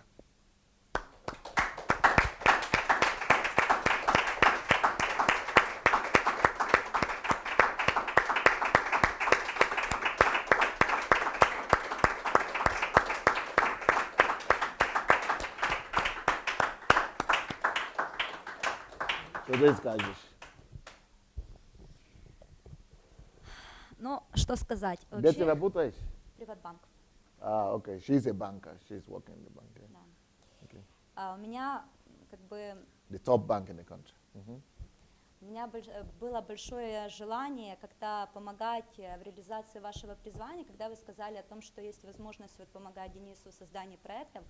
Это меня особо коснулось, и кроме того, что я начала искать, такие основные проблемы, которые сейчас в Нигерии, пути решения их создания проектов, я сейчас вижу, какие проекты можно создавать в нашей стране, то бишь, параллельно я вижу проекты, новые идеи, как можно развивать нашу Украину, что можно решать, какие проекты, She said, можно это... I am very grateful that I'm helping Pastor in this project, and I'm grateful that I joined the team on Nigeria while we are researching and developing projects to bring solutions to Nigeria.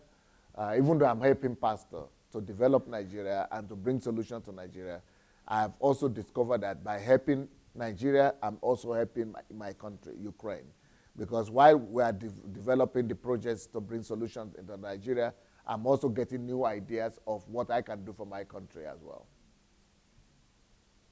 Да, я думаю, что эти проекты, которые мы сейчас создаем, главное найти хорошую команду, которая сможет реализовать эти проекты в Нигерии, обязательно. So we are going to do our best, and we are going to provide ideal solutions to all the problems that we have been able to identify in Nigeria, and we pray that God will raise capable people also of Nigerian descent that will also be able to join us and be able to help in the process, especially when pastor gets back home, that people with good intentions and good values will be able to join him and to be able to create a new Nigeria. Спасибо вам большое за эту возможность. Thank you so much for listening to us. В создании этих проектов.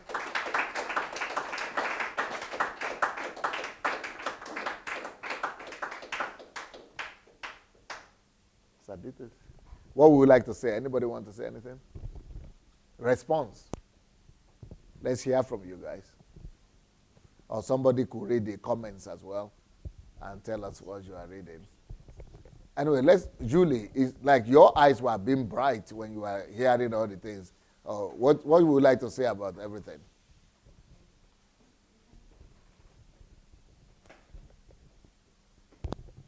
You have a new hairstyle, I guess. Yeah, it looks like one.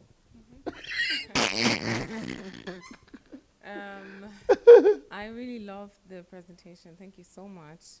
I'm really grateful for the visualization of the problems Nigeria is facing. I think it's so important that we have that picture, that we really understand what is going on, and Переводите, да, все эти слайды? Галя, слайды переводятся? Хорошо, можно тогда договорить? Who can help us to edit all those? They were translated to English, but only by Google. So can anybody take the responsibility to help edit them? Okay, you can do that. Okay, надо послать вот 2 человека хотят. Yeah. Yeah, so I think it's important that we have the accurate picture of what is happening in Nigeria, because looking through all these things. But it looks overwhelming though. Yes, I was thinking, wow, it's almost like they're using the boat to travel from one continent to the other while there are already planes that exist.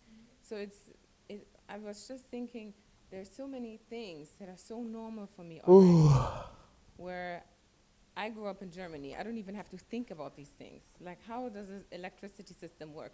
I see it. I see it because it's all so well arranged, and you're educated about it in school and in public transport. I mean, everywhere, that things are in order. You have the science, you have the education. You're being educated without a teacher because the country is so well organized already and everything is put into place. So the fact that there is a continent in this world where all of these things don't even exist and people are not even aware of the possibilities that they have, let alone based on the things that they have that developed countries don't have. I mean, imagine if all of this was implemented and we now were able to focus on the natural resources that we have, but we don't even have the basic to function as a normal country should function, not even speaking about being super rich or a superpower, but just the basic things that a country needs in order to work normally is not even existing. So I was just... Not even for to be super anything, No. And you don't even need to be a superpower. Like, the aim here is just to create a basic... Just be human. Just be human, yes. Just have a normal bus that you can enter in, go from A to normal B, bus. and that's it. No high-tech, amazing 3D technology. But that's what people are doing. The 1% of Nigeria, they want to have 3D, 4D. Yeah. They are doing that. But they are not even thinking about the other people to get the basic thing. Yeah. I'm realizing that when we talk about being a Christian, and especially African Christians, we don't have an idea. We always make so much emphasis on love and God, loving God. But we don't actually we haven't substantialized the word love. It's like we have to switch the meaning of what love means as Christians, because for me, love, based on the teachings that I have received right now, I'm just thinking love doesn't mean to just say love your neighbor as yourself, or say that you love God above all, or ask for forgiveness, or, give someone something to drink. But it's like, you live in a country and there's so much poverty, and this does not work at all. And you're living in this country, and you go to church, or you call yourself a Christian, or you pray. I feel like someone has to be quite bold, or there's an audacity that we have, as speaking from a Nigerian perspective, that we go to church and we pray. We sit there and pray to a God while all of this is around us. There's just so much chaos. And to me, this just displays that there's no love in those countries. There's no love. For me, going by what order means, and that order actually means love, that order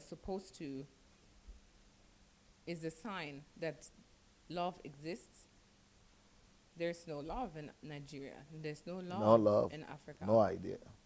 It's like if No you love. have love, then you have to think about what you're doing and what the consequences of what you're doing are. And then the consequences for other people, not just for yourself. And this is not existing in Nigeria.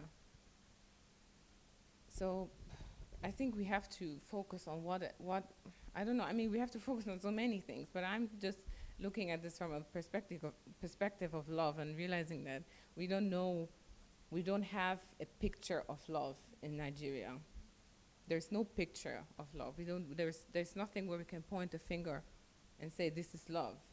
I mean, we No do even have, understanding of yeah. love. No We understanding. have a few people, who are doing this. I mean, there are stories everywhere on the internet where people are handing out food, to someone who's in need, to children, giving money on the street, or women who are selling clothes or other products. But there's supposed to be a country with millions and millions of people in that place. And it's like that country is not even existing. So it's like there's no human being in that country. That represent love or Yeah. carries love. So I see how needed, especially people outside of Nigeria, are for Nigeria. It's so important that we try to get as many people as possible from outside of Nigeria to go back and help. I don't know what to say. Any other person want to comment on what you saw today?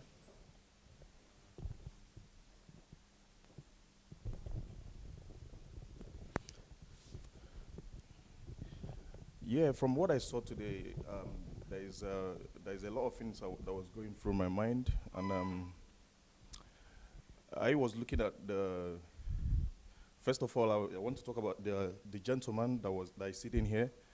When we came down in the morning, he was here this morning. I thought he was just coming to do one or two things and leave, but all of a sudden I realized that he stayed all over and was waiting and waiting and waiting and waiting and waiting and waiting until the time for the presentation. Now, it doesn't look normal like what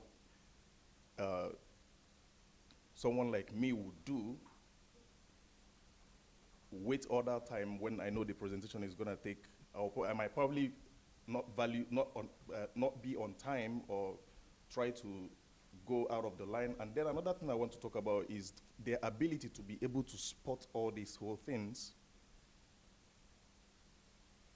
How did this principle get in them? And if DSA can put these principles in them to be able to dictate all this whole thing, what principles are we getting from our churches?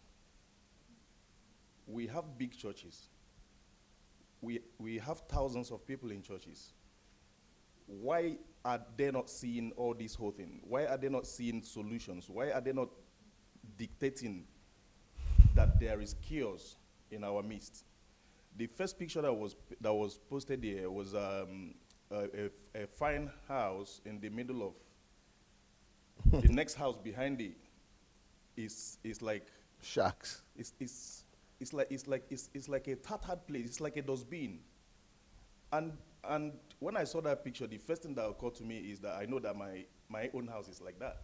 Ooh.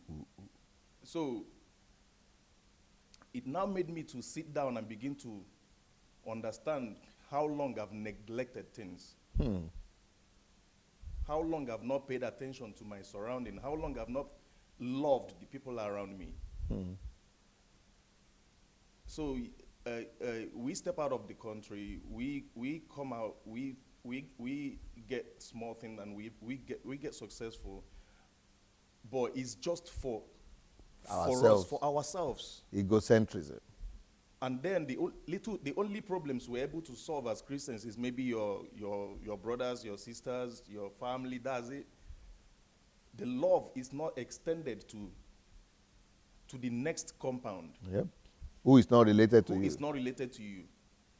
You don't even, in fact, even Don't even notice him. That you is don't a even human notice being. that they exist. You don't even know if they eat or if they don't eat. And we say we're practicing Christianity. How come we can't sit down to spot all this whole thing? How come we can't sit down to dictate that something is wrong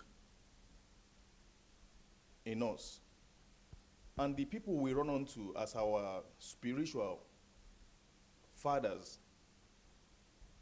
are not putting this sound doctrine in us to make us to see, to open our eyes, that inner eyes, to be able to see. Because if you can't see in pictures, then you can't explain or even think about putting anything in order. We don't even know. The only order we know anyway is just I should say it's just disorder. That's what we know, because we are not used to this kind of order that is being exhibited here today. So I'm grateful that I'm part of what is happening here today. It's really opening my eyes to understand what life is meant for. It's not about how much we have been in churches. It's not about how long we have spent in there. It's about the fruits. Today we just saw fruits. People that are trained. We just saw people that are making impact. They are Christians, yes. They are born again, yes. But there are things to show. They have proof. But we sit down where we are. We don't even think about fruits. The only fruits we have is maybe individual fruits, in the sense that you For wanted myself, to get my married, family. and God gave you a wife or gave you a husband, and you come and testify about it, and then that's it. And you bought a new car, and you bought a new house.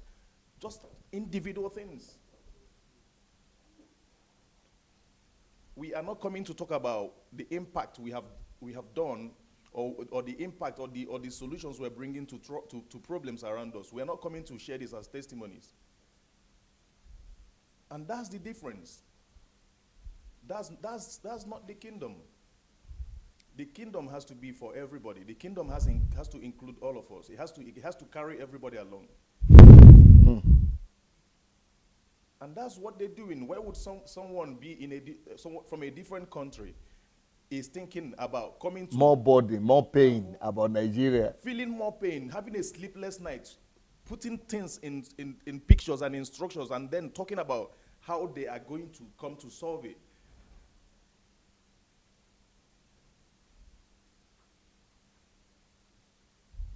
You know, sometimes when the white people look at us black, some of them say we are monkeys, but I don't understand when you hear monkey, we always think about, oh, this person is degrading me. But I think what they're trying to say is there is no vision. It's not. They're not trying to paint it that we are actually the monkey. They are saying they can't see the difference because all of us have 24 hours.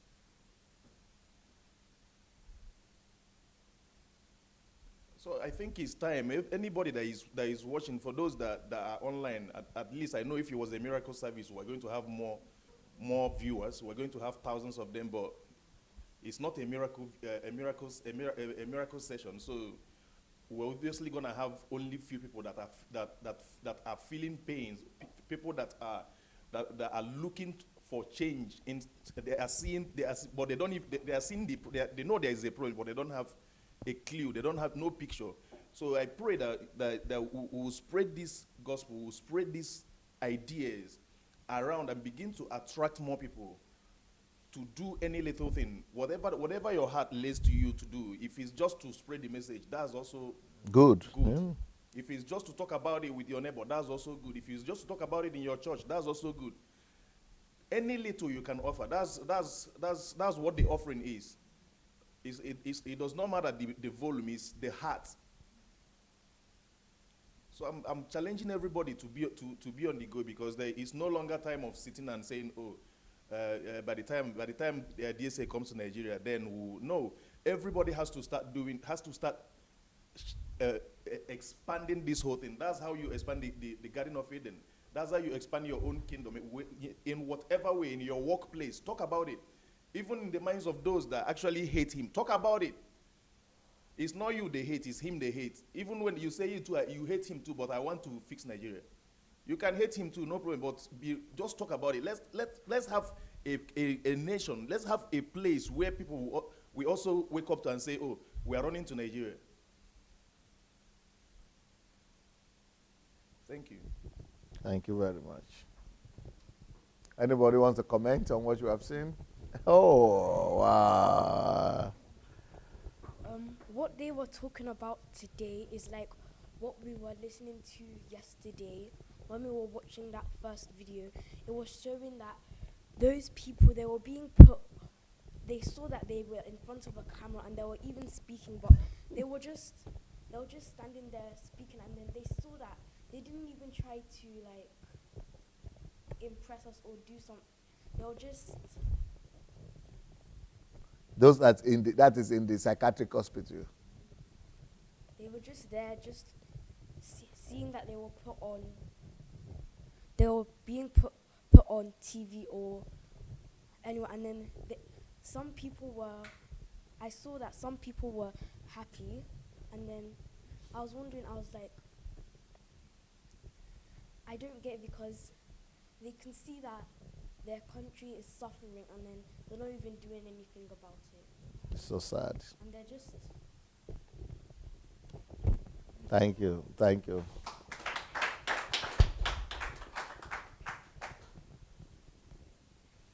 Yeah. First, I would like to thank the people that actually really have Nigerian in their hearts. It's a display of love, which wherever you are, if you are in your church or at home with your Bible, I believe you know that is what our Lord Jesus Christ commanded us to do, which is to love one another. So if you don't love your brother, you don't love God. Thank you very much. And I wonder how God will not bless people like this. I just wonder how God will not release... 2 years of work. 2 years. Yeah. So calculate, what I'm not getting. What? Yeah, okay. Yeah. So I just wonder how God will not pour his blessing upon these people and their children. Yeah. And it's all about us. It's all about we Nigerians. I don't know if you are out there. We're talking in terms of what has brought us to where we are today. What has brought us here, it is the absence of law and order. That's the first thing. Your mind says you are not affected. If you are struggling and you don't get a job, you are affected. If you're struggling to, if you are a single parent, you are affected. The absence of law and order explains your situation if you've been following this program. If you are out there and you've been treated unfairly in the society, you are affected. You are affected. If you have any illnesses that you're struggling with, you are affected. You are affected. Maybe you are that woman who is on that street trying to make both ends meet. You are affected. You are affected as a result of the absence of law and order. So, and these people are saying, we can fix this. Together with you and each and every one of us, we can do this. Just like my brother just said, that every little help counts. Every little help. And what you are doing, I'm believing that you are doing for yourself, you are doing it for your own generation and for your children's children. Please and please. See, I was sharing just a small story. It's like an analogy with someone, because it's a replica of how we live our life these days. Our generation, we have tried something for so many years. It's not working. What we thought that it will work for us, it's not working. We have detached ourselves because we are not taking responsibility. So we have detached ourselves from that power of God that could produce in our life. What we call blessing has become a curse for us. And natural resources, which other countries they don't even have. Germany has got only human resources. The human resources they've got is what you and me are running there to enjoy, to pay for. We are all affected. You might say, I'm not affected, I've got my job. The more that you enter and you spend hours to get to your work, the law, the absence of law and order explains it. You are affected, and you could make your own impact in your own little way. In your own little way. And this is as a result of we not being able to, we've detached ourselves from the true gospel, good news, that preaches, that teaches, that displays the word of God, true love to one another. I said we have been chasing shadow. It is high time. It is high time. We shouldn't be afraid of death. We shouldn't, because if you step out, you will die. If you don't, you will die. You've got to make that value. You've got to display your value, because God has placed something in you. There is something significant in you that the world will know you for. That the world will know you for. I said it earlier on. Maybe you just come in on the platform today. There's one quality, one value that made Mandela, acclaimed statesman today. Forgiveness. He displayed forgiveness to the core. That is his value. The world know Mandela, even after his death. And you got your own value, which you can bring into this movement to build our country, to make it great again, to make it great. The world knows us. As I was sitting there, I was just, it's just dropping my spirit that energy that we've got, the energy that we have got, we've used it in a reverse way. We call it reverse psychology. People that are grooming young 12-year, 13-year-old to be pregnant and they're taking their children to sell, you can use that same quality to groom new ideas into your citizen, into your community, into your country. We are affected. We've been detached. We've been detached from our source. We have been detached.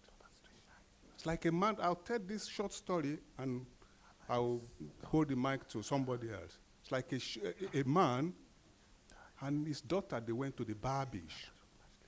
And the child at the Barbish, for the first time, saw the wave of an ocean. He was so excited, really excited. And he looked at his dad. He said, "Dad," said, "look at this beautiful wave, so powerful." That was you and me, Nigerian, walking and flourishing, functioning with God. And as soon as the small child saw the wave, went to his daddy's car boot, picked up a bucket, and took some. He wanted to go and show it to her mom at home. Bottled it up, put it at the back of the car, and they drove home. What happened? He got home, picked up the bucket, and wanted to show to her mom. "Mom, I've got something wonderful, something colorful for you." As soon as she opens it, there was no wave. She was shocked. And this little girl went to his dad. "Dad, what happened? What happened?" There's no wave any longer. And the father was quick to realize and explain, "Let's go back and see whether if we return to our source, if we return this water to the source, let's see what will happen." They went back to the Barbish. As soon as the poor little girl threw back the water into the ocean, then the wave started again, because the water has been connected to his source. We need to go back to our source. What God has commanded us to do, to walk. If you don't walk, if you don't take responsibility, you and me, God will not release his blessing. I thank you very much, guys, and take just a pabulum from what I've said. Take a pabulum and act upon what you've heard. Thank you.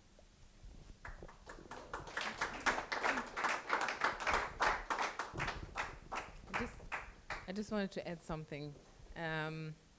Apart from the emotional side of this presentation and the problems that we have in Nigeria, I felt very, how can I say, I realized how needed I actually am and how much I can contribute to this, because I was looking at everything and I was thinking, yes, I know all of this. This is so elementary. All the problems that we're talking about, it's like, it's not even, these are not supposed to be problems, and there are easy ways to fix this.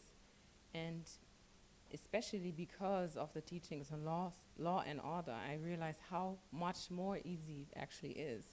And the only thing we need is to be properly organized. And this is the realization I was coming to. I was thinking, I'm so grateful that I'm actually here, but not just here. I'm here because, not just that I'm here, but because I'm able to witness this. This is what I was looking for. This is the way for me to be busy in a good way, to be able to contribute something to the world, to humanity, to, realizing that there are some gifts that God has given me, and I have now the opportunity to share these gifts, to put them into action, no matter what it is. There's so many areas that were talked about.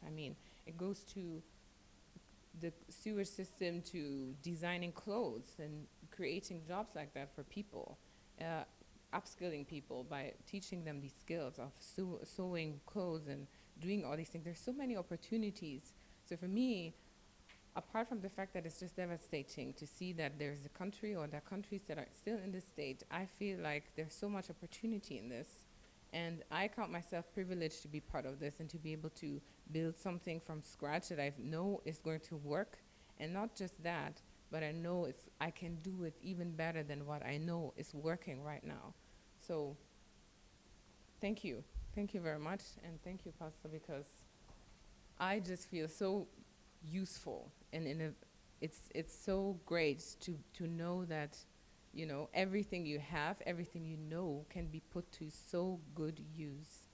So But the question I have is this, and I think Emeka has answered the question, that why is it that our Nigerian people are not designing, are not thinking like this? I mean, like they say, we have 300 and almost 500,000 Nigerian specialists all over the world who are highly qualified. So what's the problem in one of them coming to just think like them?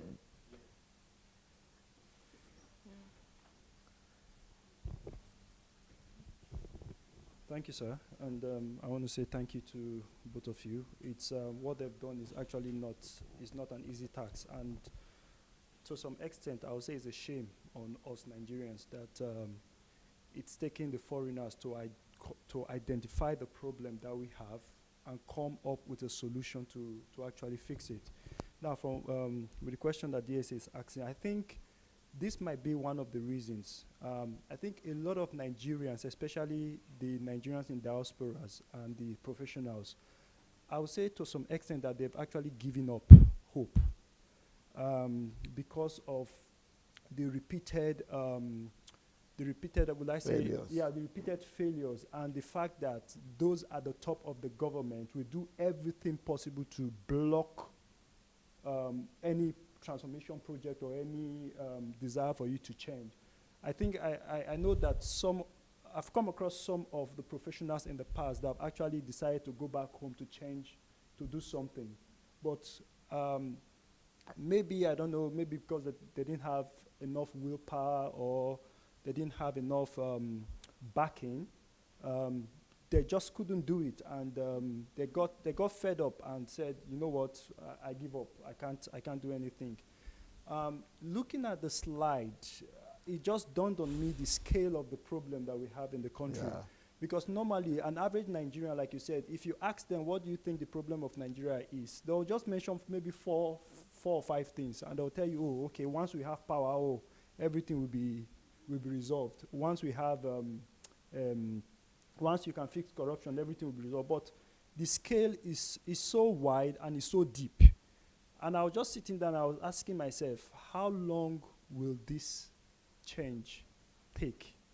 Because even if we start fixing it today, how long will it take? But because of the teachings I've received and some of the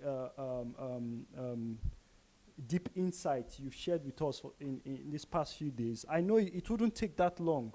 It wouldn't take that long. So my own call is this, both to Nigerians at home and to Nigerians in diaspora. I think like the project we are looking at, it's actually called Nigerian Transformation Project. Transformation of a country. Yeah, by the way, tell them how they could join. People are asking the question. Yeah, I think you can go to, if you want to join the Nigerian Transformation Project, you can go to sundayadelajablog.com/Nigeria. You can actually go to that website and fill the online form to join the project. I think it's just a call to all the citizens of Nigeria. If you actually care about your country, you've traveled out, you've gone around the world, you've enjoyed the luxury of other countries and other nations.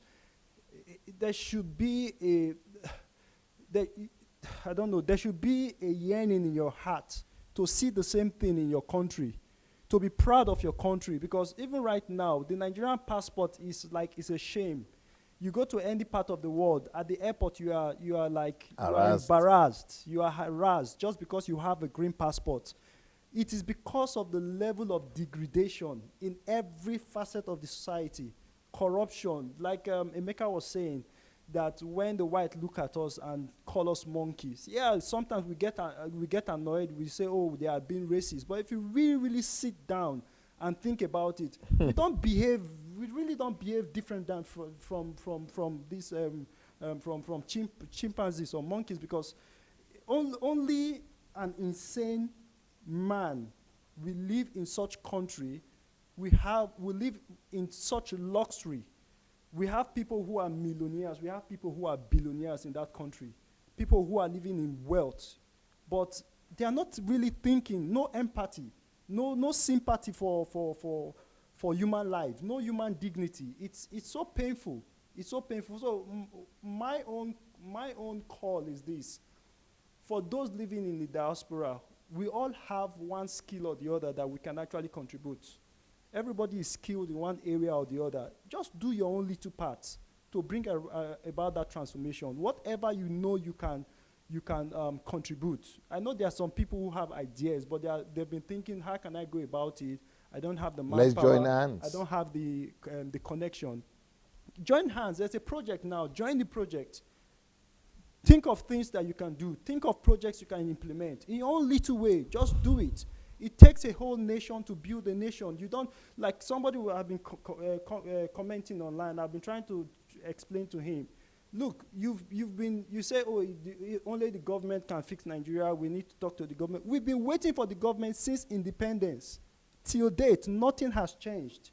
So why continue to wait for them, doing the same thing over and over again, expecting the same result? That's insanity.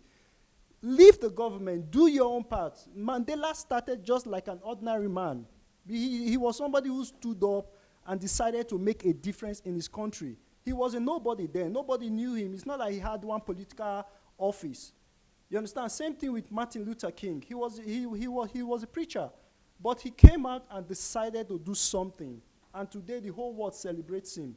So we can decide to be the Mandela of our own country. You can decide to be the Martin Luther of our own country. It starts with a step. Just take a step that I want to do this. This is the area I want to address. This is the area. It might be in the area of education. It might be in the area of child abuse.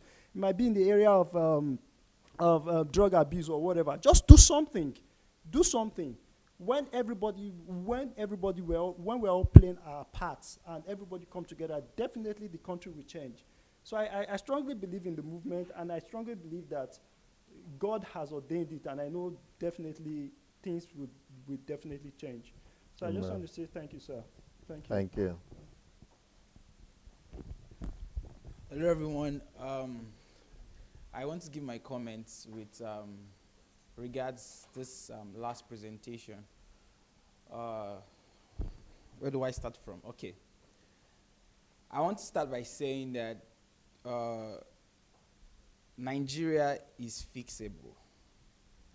And I'm saying this because if you've been following this training, it will be crystal clear to you that Nigeria is in a state because of lack of order. And if order can be restored to the nation, then we can be sure that the nation will be developed. And I want to appreciate you both too. Spasiba za. So thank you so much. Yeah. So I was born in Nigeria, raised in Nigeria, so I can make some postulations as to why Nigeria is in our state at this moment. The first thing I want to say is that the elites in Nigeria, they don't know their role in national development. And due to that, they just think it's just about amassing wealth for themselves and just being like what they said, that you can see the clear disparity between the rich and the poor. And so the elites have their own clique, they have their own league. They have their own Nigeria. They have their own Nigeria. And that's the truth, because many of the things we're showing here, like those bad roads, I've been to some government-reserved areas in Nigeria. Those places look very good. And it is because that is where the elites live. You go to some estates in Nigeria, those estates, they have constant power supply. But you leave those estates and then you go to the real Nigeria. You see the clear difference. So the elites are really ignorant of their roles in national development. Number two is that the chaos in Nigeria is the food for a lot of people. The chaos in Nigeria and the darkness in Nigeria, some people in Nigeria, which happens to be part of the elites, have made it their own way of gaining money and perpetuating evil. I'm sure we're not ignorant of the fact that wherever there is darkness, there is evil. And so the chaotic state of Nigeria is where many people have made their own their own way, exactly. Then the other part is self-centeredness and selfishness that is so much in the mindset of Nigerians. I'm saying this because you would hear this and you will know this even from the testimonies in our churches. Now, you're going to hear someone testify, like, maybe it's testimony time, and the person is like, I want to thank God because many people died last year, but I'm not dead. Many people, you're going to hear these testimonies. A lot of people died, but I didn't die. Last week, there was still an accident on Lagos-Ibadan Express Road, and that same last week I was on that road, but I didn't have accidents. But there was an accident, and God delivered me. See? The other person is saying, some people are on the streets, they are begging for food, but they don't have food to eat. But thank God I have food to eat. Glory to Jesus. You see, the egocentric ideas and mindsets that has made people oblivious to all of these problems. So they can't even see beyond their own needs. They can't even see the beggars on the streets, the children who are looking for caretakers, and people who are strolling down the streets who need help. They can't even see all of these. These were like 45 problems that were just highlighted by these amazing people. But if you ask Nigerians, can you list the problems of Nigeria? You can hardly find a Nigerian that can list 20. Talk less of solutions. So, egocentrism has made a lot of people blind to these problems that we can't even see it. And as a result, people keep suffering and the chaos keeps increasing. Many people ask that, how did Nigeria get to this state? But Nigeria was once a very glorious nation. People even make reference to the fact that at the point, the Nigerian naira was almost par with the American dollar. Stronger. Or even stronger than the American dollar. And then they ask questions like, how did this get here?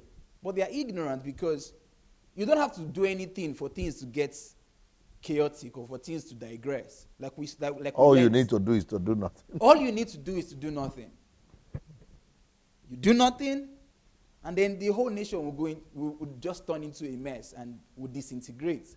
And that's the issue with Nigeria. But there's hope. There is light. And the good thing about this light is that the light is not at the end of the tunnel. The light is right with us, where we are. And the great thing about what we've experienced throughout this training is that we have received the light. And not only have we received the light, but we have learned how to get the light and how to get to the source. Like I said earlier, that when Pastor used to say that that Nigeria can be transformed, it looked very impossible. It looked maybe not impossible, but it looked how will it be done? But then, with the teachings on law and order, it has become very visible that Nigeria can be restored. So, what is my own contribution, and what do I want to challenge everyone listening? It just takes one person to make a change. It doesn't take so much. I have an idea of which I'm definitely working on to build, because I have a passion also to reach out to the hungry and to the poor. And there's this simple idea that I have, that if we can begin to implement it in Nigeria, it's going to lead to a huge change and a huge reduction in the amount of hungry and poor people. And the idea is called feed a soul. I mean, feed one soul, feed a soul. And what is the idea? It's simple. If you are maybe 3 or 4 in your family, and you're preparing your lunch, or you're preparing your breakfast, or you're preparing your dinner. Now, it might be difficult for you to feed 10 people, or to feed 100 people, or to feed 1,000 people. But the thing there is that you can feed one person. And all it takes is, if you are cooking 4 cups of rice for yourself, for your family, you can add 1 more cup. Now, if you add 1 more cup to it, that means you're cooking for 5 people. So save yourself, save your family, and keep 1 plate for 1 hungry person you're going to meet on the street. And when you leave your house, you're sure going to see someone who is in need of food. Then it doesn't take anything. You just leave your house. Maybe you're going to your workplace, or you're going to your job, or you're going to anywhere.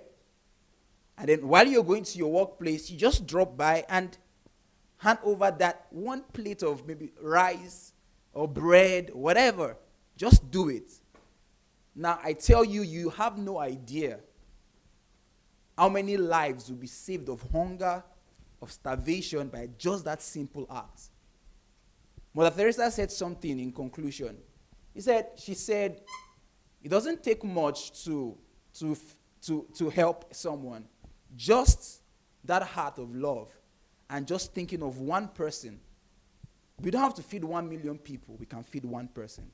And if every one of us takes that decision to feed just 1 person every day, I tell you the truth, many people will be saved of hunger and starvation. We are the change that Nigeria needs, and we sure can make it happen. Thank you guys so much. Well, we still have quite a long way to go, in the sense that we have not finished the training yet on law and order. So I will come back at 7 our time. That's in 2 hours' time? Yeah. Or 1.5 hours time. 1.5 hours time. I'll be back, and we'll start again. So, thank you so much. Ocean Blagadan. I both apologize. See you.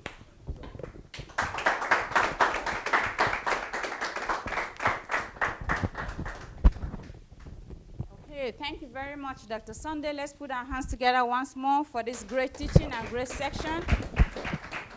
And also to the people that gave us this wonderful presentation, let's put our hands together for them as well. Thank you very much, our dear viewers. Thank you for being with us. It was a wonderful time. So because of that, if you want to have this copy, like for a long time or forever, you should share, so you can have the copy to yourself, and so other people can also get blessed. Okay, that brings us to the second section of today's teaching, History Makers Training, January 2018.